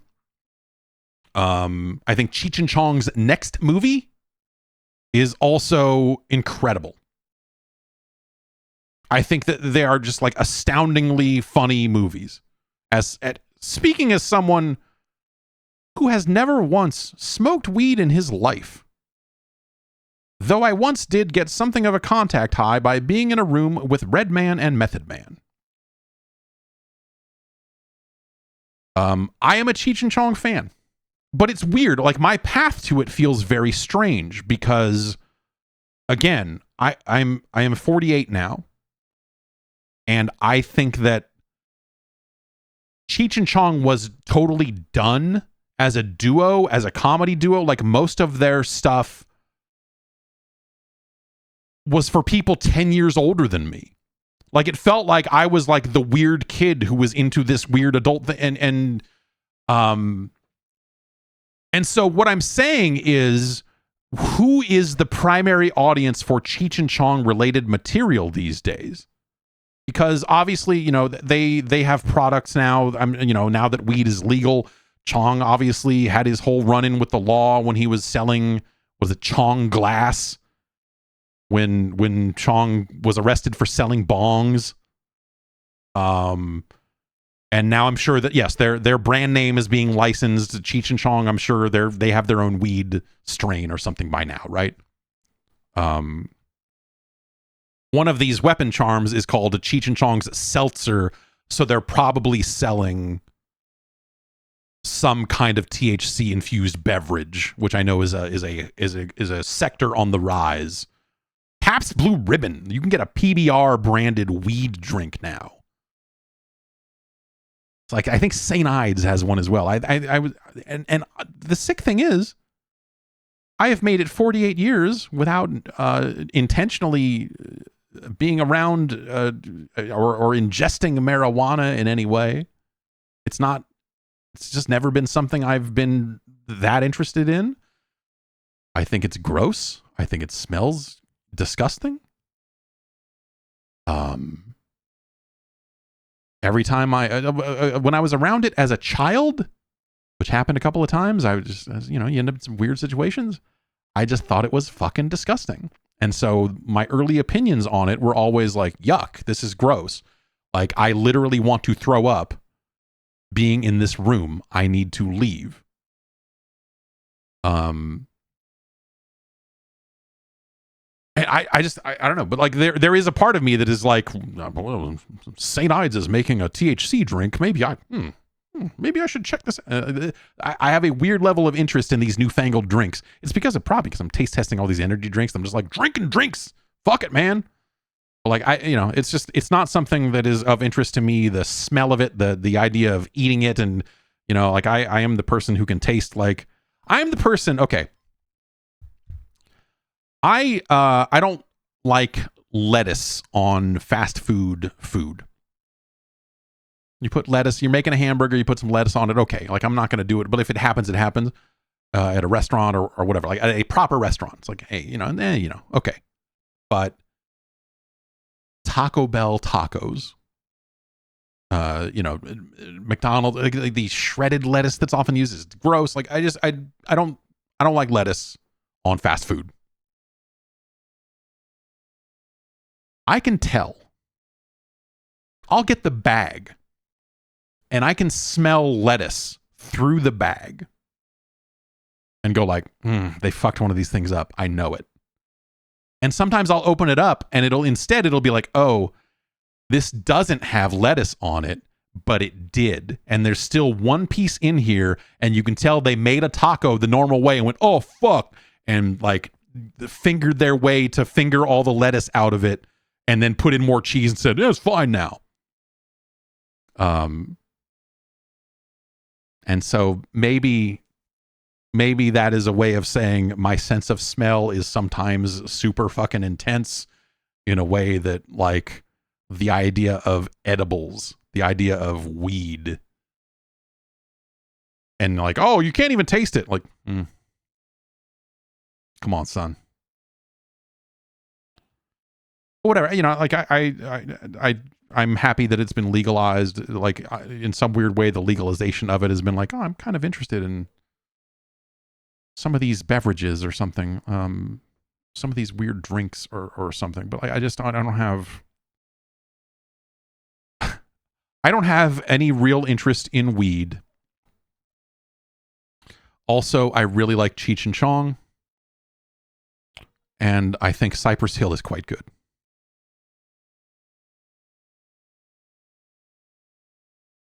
But I don't like most Sublime songs, so, we can fucking draw a line there.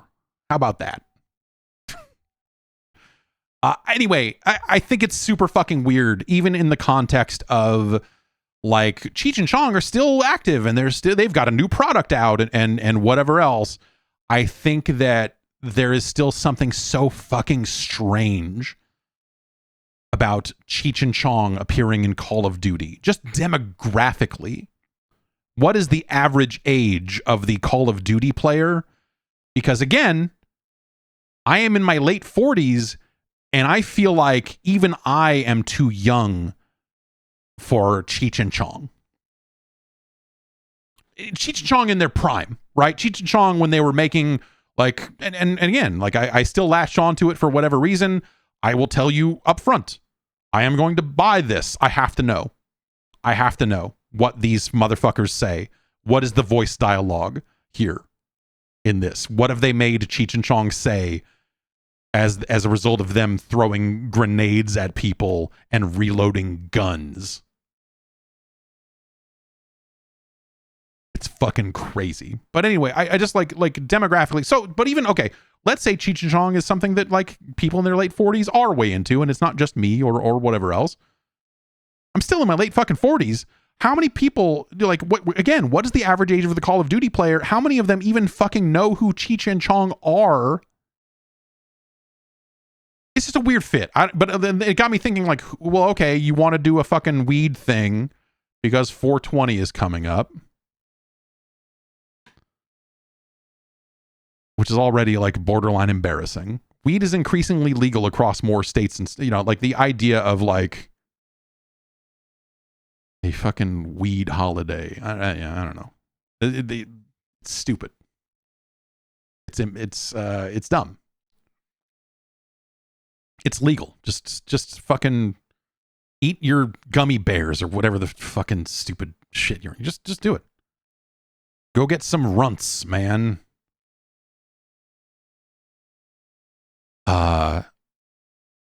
And so yeah, I don't know. The idea of like this stuff to begin with is weird, but also like this maybe says more about the deal makers and the folks responsible for putting skins into Call of Duty than like whatever else. Because look at the writing here. 2 icons of the counterculture revolution. I don't know. Yeah. Okay. I guess. Okay. If we think about the counterculture revolution, which is an amazingly weirdly loaded phrase, and think about it instead of like, okay, yeah, I guess in the 70s or whatever, they were talking about weed. That was not was that a revolution? Was that a Cheech and Chong were out on the front lines burning their bras? I don't know. The whole thing is just really strange to me. And I'm curious like how well this does. But you know, maybe people will just buy it because they're like, haha, weed. I love weed. Who are these old men? Like, well, back in the late 70s, they put out a little something called Up in Smoke. And there was a song. And then in this other movie, Cheech had this really funny song about Mexican Americans. And then after that, they did this, the Corsican Brothers no good. And then there was Get Out of My Room. And that was no good either. And, you know, they had a couple of amazing movies and a handful of really funny comedy records. And then at some point, a lot of the stuff they started doing was bad. And then Born in East LA came out and Cheech had a whole separate run working with Don Johnson and all this other stuff. And Chong just did novelty appearances in teen films as like, I'm the weed smoking bus driver in National Lampoon's Senior Trip or whatever. Or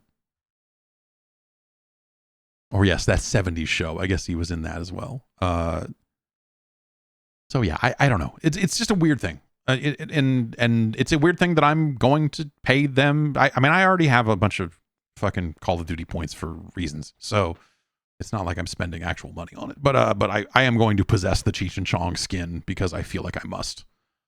But it got me thinking like, who do you get for that? Because someone, when I brought this up on Tumblr a few days ago, people were like, well, what, like Method Man and Redman would be a better choice. Like, How High is like, when did How High come out? 20 years ago? 15 years ago? Like Redman and Method Man are also like probably better in line with the Call of Duty demographic. And, but also that's like 20 years old. Yeah. Harold and Kumar. Okay. That's not a new thing either. Who is our weed duo in modern times? Is it, you know, isn't Wiz Khalifa already in the, who are we putting in here? Seth Rogen. Yes, Seth Rogen and Jay, but like Pineapple Express is not a new thing either, right? Jay and Silent Bob would be an interesting choice. Yeah, I'm just kind of reading some of these suggestions out of the chat. Jay and Silent Bob would be really interesting as Call of Duty characters. That'd be a really dumb, weird thing. Trailer Park Boys, that'd be fun. But like, that's just fun on its own. That doesn't have to be like, haha, here's our 420 release. It's Bubbles. What? All right. Fuck. You could have put that out at launch. I would have bought an expensive version of the game to get the Trailer Park Boys in it. What the fuck are we doing? Yeah, Doug Benson? Sure. Let me play as Doug Benson in Call of Duty. Pat, that's a great choice. It's a weird choice, but also I'm like, I don't even know what that would be like. That would be a disaster. But like, I don't like the idea of weed culture, you know, and granted, I'm in California where it's been legal for a pretty long time at this point. So I don't know. Yeah, I guess like in the context of all of this, yes. Like, what is alcohol culture? Like, is there we don't, you know, like is there a drinking equivalent for 420? Like, probably. I mean, you could make the slightly racist argument that St. Patrick's Day is that day. Um,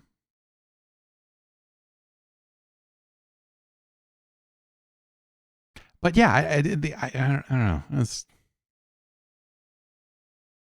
I don't know. Where are the guys who drink 40s during their, because this is going to come with an execution. If you run it behind someone in Call of Duty and click in the right stick, it has a execution animation, and this is one of the things that they monetize. You can select them independent of the person, so you can be like, oh, and so Snoop Dogg comes with one, and all these other, like the one that they did for Snoop Dogg that came with Vanguard. I think he shoots a guy and then smokes some weed, and you're like, yes, and then he like offers it to the guy. This one, in this one, I think what they do, because there's video, I think video leaked, Cheech and Chong video leaked out. I think they take a hit and then open up a shotgun and then blow the weed smoke through the shotgun, and then the big green cloud hits the guy that you're executing and he falls over dead, I think is what happens there, which is like, okay. On top of everything else, you're sending this message that weed kills people. So I don't know. Seems like a bunch of very weird mixed messages there about whatever it is they're trying to celebrate here. But hey, what do I know? Put Rob Van Dam in there.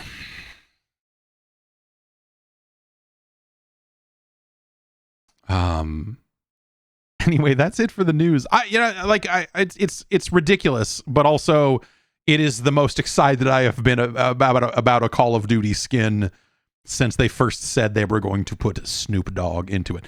In fact, I will give them credit. They never make new skins for these weird guest characters.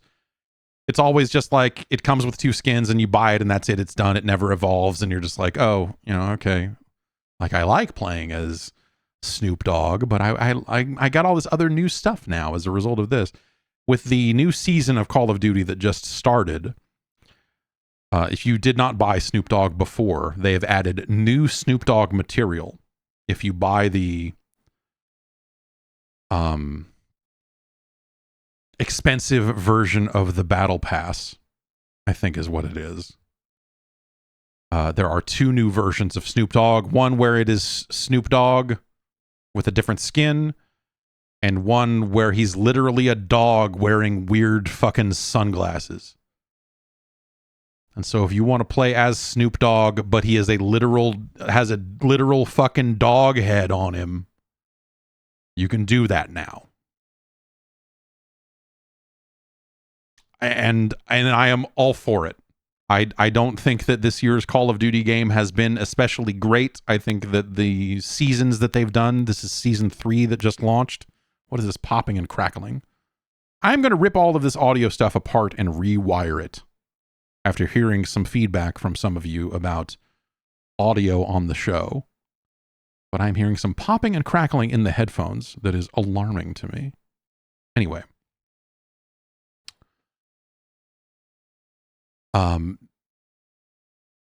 You can get, there's more Snoop Dogg material on the Battle Pass, and he's got a dog head, and it's fun. I don't know. I wish the game was better. And also, if they're gonna do like a Gulf War game next, I wonder how much of the material they're selling right now will carry forward into the next game, or if they're going to wipe it all away again. Because a big kind of change of era seems like it would be weird for some of that stuff to be in there anymore, or I don't know. I don't know. I guess keep that in mind, is that, they're probably going to announce and show a new Call of Duty game in about another 2 months here. So when you're thinking about buying skins for Call of Duty, you got to sit there and think like, oh, is this even going to work? I don't know. Maybe it'll only work in the Battle Royale mode, which I kind of don't really play much anymore. Who knows? Let's take some emails. Podcast@guard.bike is the email address. You can send in your emails, and I'll read them. And I'll read some of them on the show. And then sometimes people email things in and they say, don't read these on the show. And I'm like, okay, thank you for the information. I got some information. Also, I need to go to the P.O. box. There's some stuff there.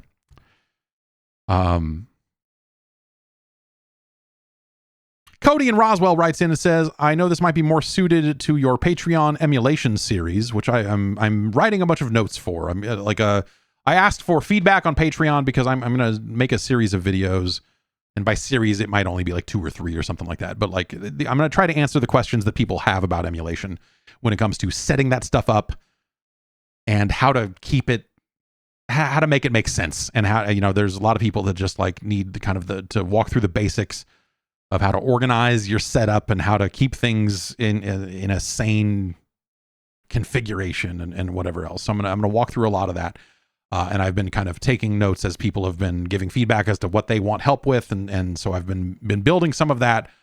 I'm hopefully going to, we'll see. I'm compiling that into something that is not quite a script, but is maybe more scripted than anything I've done in the last couple of years.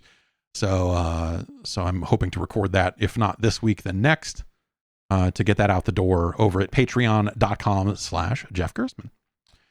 Anyway, Cody says, as someone who got started playing Pokemon on No Cash GBA and spending a long time on Zophar's domain,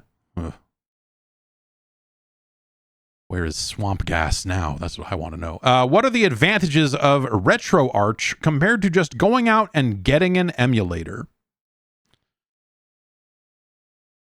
Yeah, that's yes. So RetroArch is a multi-platform emulator that plays a lot of different, that runs a lot of different platforms, and in a lot of cases they are taking open source emulators and reconfiguring them to run inside of the RetroArch front end.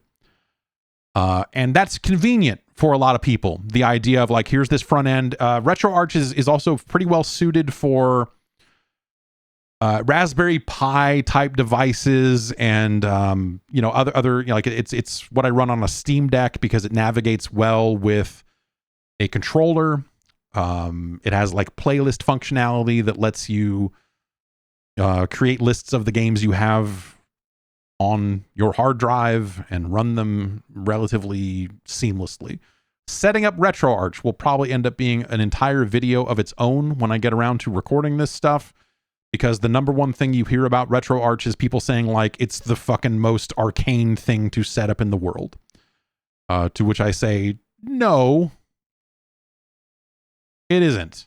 Is it particular? Yes.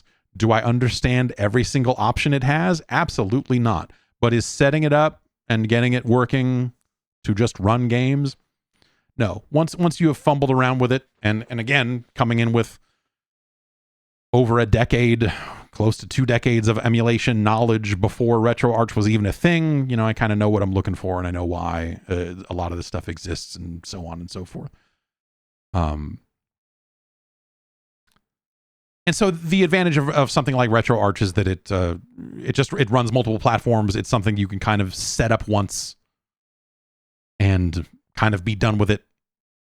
And it handles a lot of the input stuff. You know, it has some nice options. I think that there are aspects of it that are frustrating. There are aspects of the way it's maintained. And the folks that maintain it sometimes come across as bad people. And so those are all things to consider for sure. But it is very convenient, and it runs well in a lot of portable or console style environments, if that's your thing. Going out and getting a separate emulator, obviously always an option too. And in some cases, those run better depending on what platform you're on and what you're trying to do. You'll have cases where like Dolphin, the Nintendo Wii and the GameCube emulator, Dolphin, you can run that as a core inside of RetroArch if you so desire, or you can download it as a standalone thing. In some cases, the standalone thing will run better. In some cases, the standalone thing is updated more frequently. And so there are, depending on your scenarios and what kind of platform you're running it on, that might be something you care about. Same deal with Dreamcast. Like Flycast might be something you want to run separately, or it might be something you're perfectly happy to run within the confines of RetroArch. I think RetroArch handles a lot of centralized stuff around input and also retro achievements, which I am a fan of, quite well. It is very expandable when it comes to changing the UI in a lot of different ways. Not that people are coming out with new skins for that UI on a regular basis. It's really just been the same ones that are built into it all along. And there's one that looks like a PS3 style XMB that people seem to like. And there's another one that is not that I like. And then there's one that's like way stripped down that no one likes. So, again, it depends on your use case, and it depends on if you're willing to configure multiple emulators. And if you're using a front end that will do a lot of that configuration for you, like a launch box, which I'm not a big fan of. The standalone emulators work pretty well in those environments as well. And so, there are different considerations there. Ultimately, it comes down to, do what you're familiar with.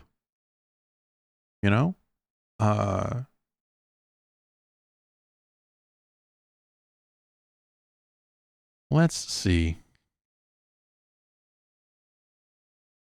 Alex from Framingham writes in and says, like many people who play a lot of games, I feel I can generally tell pretty quickly whether I will enjoy a game or not.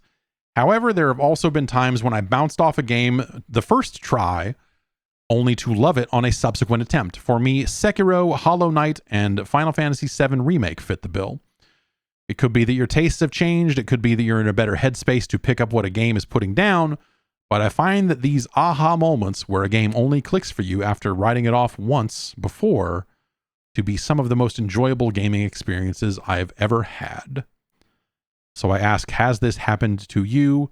Have you had a second time's the charm kind of moment? Dragon's Dogma. Dragon's Dogma 1 for me is a big one of those,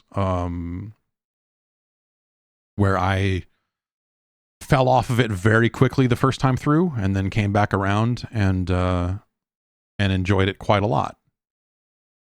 I think some of that is, there was a big long stretch between those two attempts, like a decade or more, I think.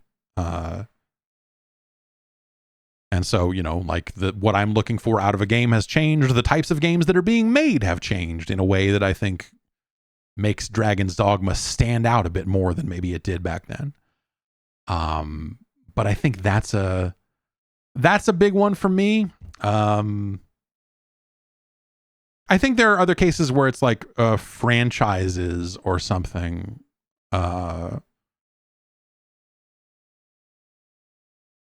To where I would say, well, I don't. This isn't the same thing. I was gonna say like Bloodborne, but like I liked Bloodborne as soon as I started playing it, but I don't like any of the games that studio made prior to Bloodborne. And so that's kind of a different thing. The Yakuza franchise as a whole, I think it took the release of Yakuza 0 for me to really be able to engage with what made those games good. The setting and the structure of Yakuza 0, I think, makes it very approachable. I think I would still say that is, if I was going to recommend, if someone was like, how do I get into this franchise? I might still say you should play Yakuza 0, even though it's weird as a prequel and whatever else, I think that's still a factor there. I might say Half-Life 1 in a weird way, but I don't know that I ever really had my moment with Half-Life 1 where I actually enjoyed, where I truly enjoyed that campaign. I re-engaged with it and had a better time with it than I did at launch.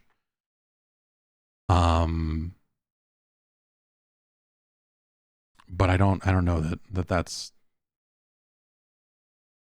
like, if you asked me, are you a Half-Life fan? If someone came up to me on the street and said, do you like Half-Life? I guess I would probably actually answer like, yeah, sure. Yeah, sure. But if we were having a conversation about games already and you said, are you a Half-Life fan? I would probably say no, not really. Like, Half-Life 2 is fine. The episodes were fine. But why would you ever play Half-Life 1 when instead you could have been playing Sin? Even the Sin demo with its one multiplayer map. Whew! That's a goddamn video game.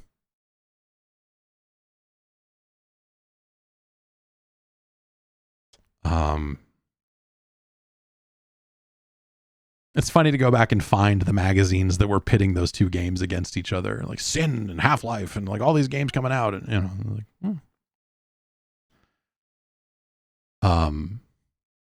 Sin's multiplayer was a lot of fun, and I think Sin's multiplayer was better than unmodded stock Half-Life deathmatch. That is why in those early days, like, if people act like, oh, you're crazy for saying that about Sin, like, the reason I'm saying it is specifically because of, like, Sin's multiplayer was super fucking fun. Half-Life's multiplayer at launch was kind of whatever. Like, it was there and you could play deathmatch, and I did play quite a lot of it. But it was no Sin. Now, is Sin's campaign better than the Half-Life 1 campaign? I might tell you in some sick way that I probably enjoyed Sin more than Half-Life 1, but I recognize that that's ridiculous. Half-Life 1 is certainly a more innovative game in so many different ways than Sin was. And then, yeah, Sin episodes came out as just, I remember being like, oh, fuck yeah, man, bring back Sin. What? Why would they bring back Sin? Sure, do it. And then Sin episodes came out and it was like, oh, fuck this, dude. Like, what are we doing? Yeah, is there a new source port of Sin out there? Like, what are we? I just want to play that one map from the demo. It was like an outdoor map, and you were kind of on this construction site over there. Like, anyway.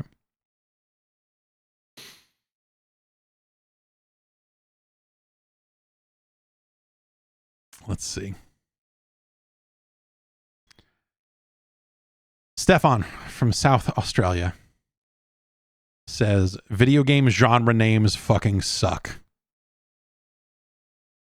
Yeah, they do. So back in the day, in the wake of Doom's release, a lot of games were being referred to as Doom clones, with the genre over time being referred to as first-person shooters. Do you have any memory of how this name change came about? Was it a change that came from game journalists, or was it used from the publishing and marketing side of things? I assume it didn't come from gamers, because those dipshits are the reasons we still have Metroidvania, Souls-like, and roguelike being used. Side note, why do you think the term search action never took off outside of Japan?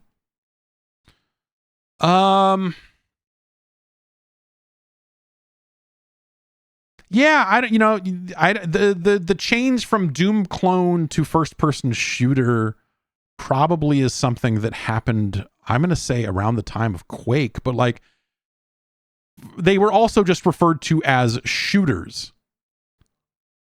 And at some point you needed to be able to differentiate, especially when more and more first person shooters started coming to consoles. You needed to have a way to formally differentiate between shooters. You needed to be able to differentiate between Quake and Raptor, Dodon Pachi and Duke Nukem. Like, those are not the same thing, because shoot 'em ups were oftentimes just called shooters. Like, whether it's a top-down shooter, it's a vertical shooter, it's a horizontal shooter. And then when you're talking about horizontal shooters, some people would go like, oh, you mean like Contra? And you'd be like, no, like Gradius. What the fuck are we talking about? And so I think, as the first person shooter evolved past Doom, probably around the time Quake came out and became kind of the dominant version of the form there for a bit. As well as more and more of those games coming to consoles where the language became more confusing to just refer to it as a shooter. You needed something else. And so first person shooter became a way to differentiate it from a lot of the third person shooters that would exist on console. Siphon Filter, for example. Duke Nukem 0 Hour, or whatever the fuck that game was. Though that would have been well after first person shooter was kind of codified, I suppose. I don't remember where the change came about or came from and why at the time. That was, I was kind of getting into things around then, but but yeah, I don't remember when things, but I'm like, if I had to guess, I would say it's probably just as a result of the genre expanding, beyond just shooting games that, would be like first person, and yes, they're shooters, but also you're doing some platforming along the way, or you're doing some maybe a little bit more adventuring type stuff along the way. And, as the genre expanded beyond get red key, open door, shoot dude, to, get red key, look up and down as you do so and shoot dude, we needed better terminology. And so first person shooter kind of just came about as a result of that. Almost certainly. But yes, as a result of needing to differentiate it from shooters on consoles, shoot 'em ups, first person shooter kind of needed to exist. I would take, I think shmup is one of the most disgusting fucking genre terminologies in use.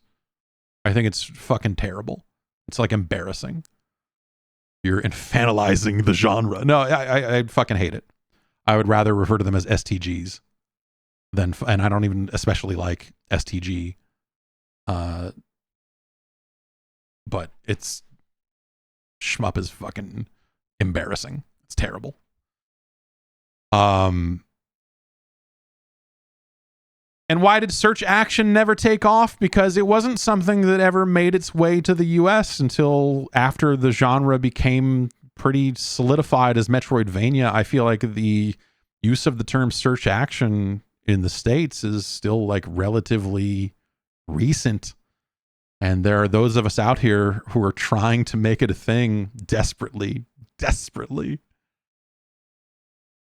Trying to just, let's not say Metroidvania anymore. The genre deserves better. But search action is fine. I don't know. It's as good. Like when we think about all genre names being kind of fucking terrible anyway, I think search action is as good or as bad as most of them. So, yeah, I don't know. I think the term Metroidvania is shitty because the thing that a genre name should do we would have to apply genre names to the database, at GameSpot. And so we would have conversations around like terminology used for shooters and shoot 'em ups. And I think we went with shoot 'em up. And we tried to not go with beat 'em up because it was ambiguous. And so I think we ended up using the term brawler when it came to belt action games like Final Fight. If I had known about the term belt action when we were making those decisions, I probably would have pushed pretty fucking hard for belt action because it's so good. But like what a genre should do,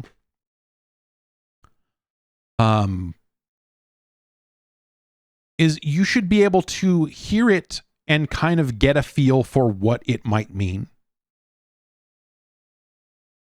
without necessarily having context of what games are in the genre.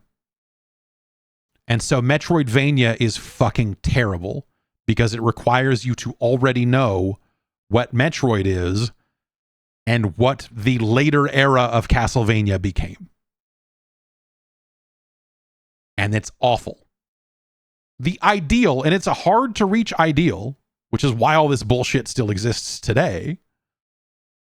But the ideal is a scenario where you are not referencing existing games to tell people what a thing is. It's why Doom Clone is fucking terrible, because if you're trying to describe these games to someone who doesn't know what Doom is, they are already lost. And so Metroidvania is bad for the exact same reason. Metroidvania is broken like in two separate ways, right? Because you know the stack of things you have to already know about is ridiculous. It's not to say that you had to have played those games, but you at least need to know what that's referring to extrapolate at all. Like, okay, what the fuck is a Metroidvania? You're like, oh, it's like a Metroid, but also like a Castlevania. You're like, oh, like Simon's Quest? Like, no. No, but yeah. And so I think the ideal that, you know, you should be chasing for when it comes to like coming up with these genre names, the ideal, which again, I think we reach very, very, very rarely, is to not reference, you know, is for it not to just be jargon, for it not to be something that, you know, you already have to know so much about in order to understand what it is. You know, good names like Murder Simulator. When we talk about GTA, what is GTA? It's a crime simulator. What's Doom? It's a murder simulator. These are perfect genre names. Let the mainstream media just put them on us without understanding it or whatever. But you know, like the again, this medium has not met that standard very many times, you know, in terms of just like what's an ideal genre name and all of that sort of stuff. It's just not, you know, like we're letting everyone down. We're doing a bad job as an industry of explaining what these games are to people. Especially when you get into the, like, now every day the concept of a role-playing game gets even more ridiculous. Like, oh, you mean like those GTA streamers? No. I mean like Dungeons and Dragons. Like, oh, okay, so like Neverwinter Night. Yes. But also a lot more. Anyway. It's a mess. In the end, genres have always been a mess. There is no perfect solution to it. I think the names that we use these days, we've fallen into honestly, but also I think that at the end of the day,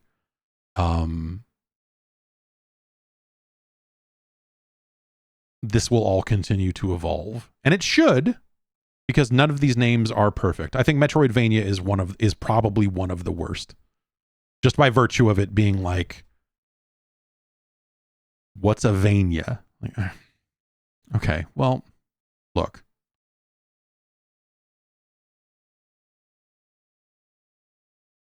Souls-like sends a very direct message to people who already know what that means. It's a great name for people who already know what that entails, right? Because it means, like, you could call that you could call that an action adventure game if you wanted to. You could say, oh, Dark Souls, it's like an action adventure game. Like, yeah. Yes, but that misses the point of what you're trying to convey. You know? It is such a specific thing, and it's become less specific as time has gone on because you see more and more games that have stolen from the Souls-like genre to be like, oh, it's kind of like a Souls-like, but it's got this. It's a lot easier than those, but if you're asking me if it has a bonfire equivalent and an Estus flask equivalent, yes, absolutely, of course it does. Like, oh, okay, cool, yeah. Like Souls-like is a less than ideal name though, in a lot of ways. But what would you call those? in some ways they're like throwbacks to when games were like dungeon crawler. You mean like Sword of Fargoal? You mean like Rogue, a dungeon crawler? Dark Souls and Rogue, those are the same game, right? Kinda. In some sick way. In some truly sick way.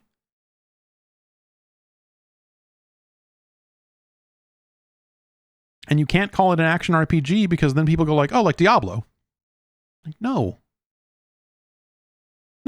Like, does Diablo check some similar boxes as Dark Souls 2? Sure. But would you tell a Diablo fan, like, oh, I love these action RPGs. What else could I play? Dark Souls 2, baby. Like, no. It's a disaster. In short, video game genres are a disaster the same way music genres are a disaster. Trying to categorize and classify this stuff is a never-ending effort that depends on where society and linguistics and all this stuff, where are they today? Where are they tomorrow? Where will they get to? For the same reason that we don't call them Doom clones anymore, right? One would assume that if we stretch the timeline out long enough, and if the genre continues to exist, which I would assume it would at this point, maybe they'll fall out of fashion a little bit more, but I don't know. You will eventually have to come up with a term other than Souls-like. We will eventually have to have. But then you're getting like, what is that description? Like, what's the most unwieldy way to describe that? Well, it's, this momentum-based combat, Estus. It's an Estus-like. It's a Flask game. Oh, you mean a bonfire simulator? Yes. Absolutely. It's a fucking, it hurts to think about past a certain point. But that is at some point, I think, part of, it's not part of the job, but there is sort of there is an aspect of talking about this stuff that is classifying it and finding ways to compare it meaningfully to other work that's out there. And I think that that's valuable, right? But, everything's an RPG now because everything has numbers that go up and everything's, in some ways, the role-playing game is the genre that got the most fucked. In the mid to late 2000s by Call of Duty and all of the other games that came out and said, now we have an XP bar also. Like, what? You're a driving game? Yeah, you just leveled up. What? No, you're a driving game. Yeah, you're level 2 now. Sure. What? They broke it all. All right, last email here real quick here. From Grant. Firstly, I hate how I cannot... Okay, his question is, wouldn't a mid-gen refresh of the original Xbox have been amazing? Grant? Just to answer your question right here off the bat, no. But let's go on. Firstly, I hate how I cannot search for the original Xbox anymore without Google bringing up the Xbox One. Microsoft shot themselves in the foot with that naming scheme. Like, yeah. Okay, I hate to address your points one by one, Grant, but no one is searching for the original Xbox anymore. And yes, when they are, yes, it's a hassle. It did not affect the sales of the Xbox One. No, they didn't really shoot themselves in the foot. Anyway, we see people upgrading the Pentium 3 CPU to 1.4 gigahertz and doubling the RAM to 128 gigs with no mods needed. I'm sure Microsoft would have been able to do that for next to no more cost and probably boosted the underclocked GeForce 3 as well. It's not quite a GeForce 3, but yeah, okay. Yes, it's similar part. Supporting VGA would have been a nice touch too, considering how clean the Dreamcast looked. So yes, people that are modding Xboxes for years have been putting more RAM into them or putting a, a somewhat faster CPU into it. You can also replace the hard drive if you want. You will have to mod the BIOS at some point for some of these changes, for sure. And, that's really great for some emulators. I remember back in the day, modding Xboxes, it was like, oh, you can't load a lot of these CPS2 games into this emulator because you run out of RAM and, it's not going to run right. And, this game is the frame rate on this emulator, Final Burn, you can run it on an Xbox, but it runs like shit unless you overclock the CPU or unless you do this or you put more RAM in it or whatever. And people were doing that type of modification. And it's cool. But the power or lack thereof was not the problem with the original Xbox. The Xbox was already the most powerful platform of its generation. It was more powerful than a GameCube. It was significant, it was like notably more powerful than a PlayStation 2. And making it somewhat more powerful was not going to make it sell more units than the PlayStation 2, which was entrenched worldwide. The Xbox brand did not, and still to this day, has not really caught on in Japan. Europe became a PlayStation stronghold back in those early days and stayed that way. So if they had said, hey, here's another expensive Xbox that runs games slightly better because we've got a better CPU, GPU, it's not an Xbox 360, but it's somewhere in the middle. No, it would have been a disastrous move. Would it have been better hardware? Sure. But the Xbox 360 was also better hardware, and that was right around the corner when they cut ties with the original Xbox to get the 360 out the door. The Xbox 360 is amazing. A half-stepped modded Xbox, or if developers supported that additional power, which would also maybe be questionable in some cases, if developers were willing to continue to support the Xbox and all of that back then, it would not have worked out. That would not have gone the right way for Microsoft. They were right in that specific case to bail on the original Xbox in favor of the Xbox 360. And yeah. Would it have run XBMC better? Probably. Right? XBMP, if we really want to go back, when it was just Xbox Media Player before it was an Xbox Media Center. Oh, man. I got to get my old Xboxes out. Got to get some XBMC running on its original hardware. Stop fucking around, wasting all this time. But yeah, the 360 was the step up they needed. The 360 is one of the greatest gaming machines of all time. The original Xbox never caught on. It never made a dent in the PlayStation 2 because the PlayStation brand had been so entrenched at that point. That it was cool. It's like, hey, do you want to run PS2 games at a higher resolution and with a worse controller? The Xbox is right there. It's awesome. It's fucking awesome. But the PlayStation 2 version is always going to sell more and always going to, be the primary version of the game as far as the developer is concerned, and so on and so forth. And yeah, the whole Xbox thing was always kind of a mess. We talked about that a lot last week, though, so I'm not gonna rehash all of that. We're gonna go. That's the end of the show. Everybody have yourselves a fantastic week.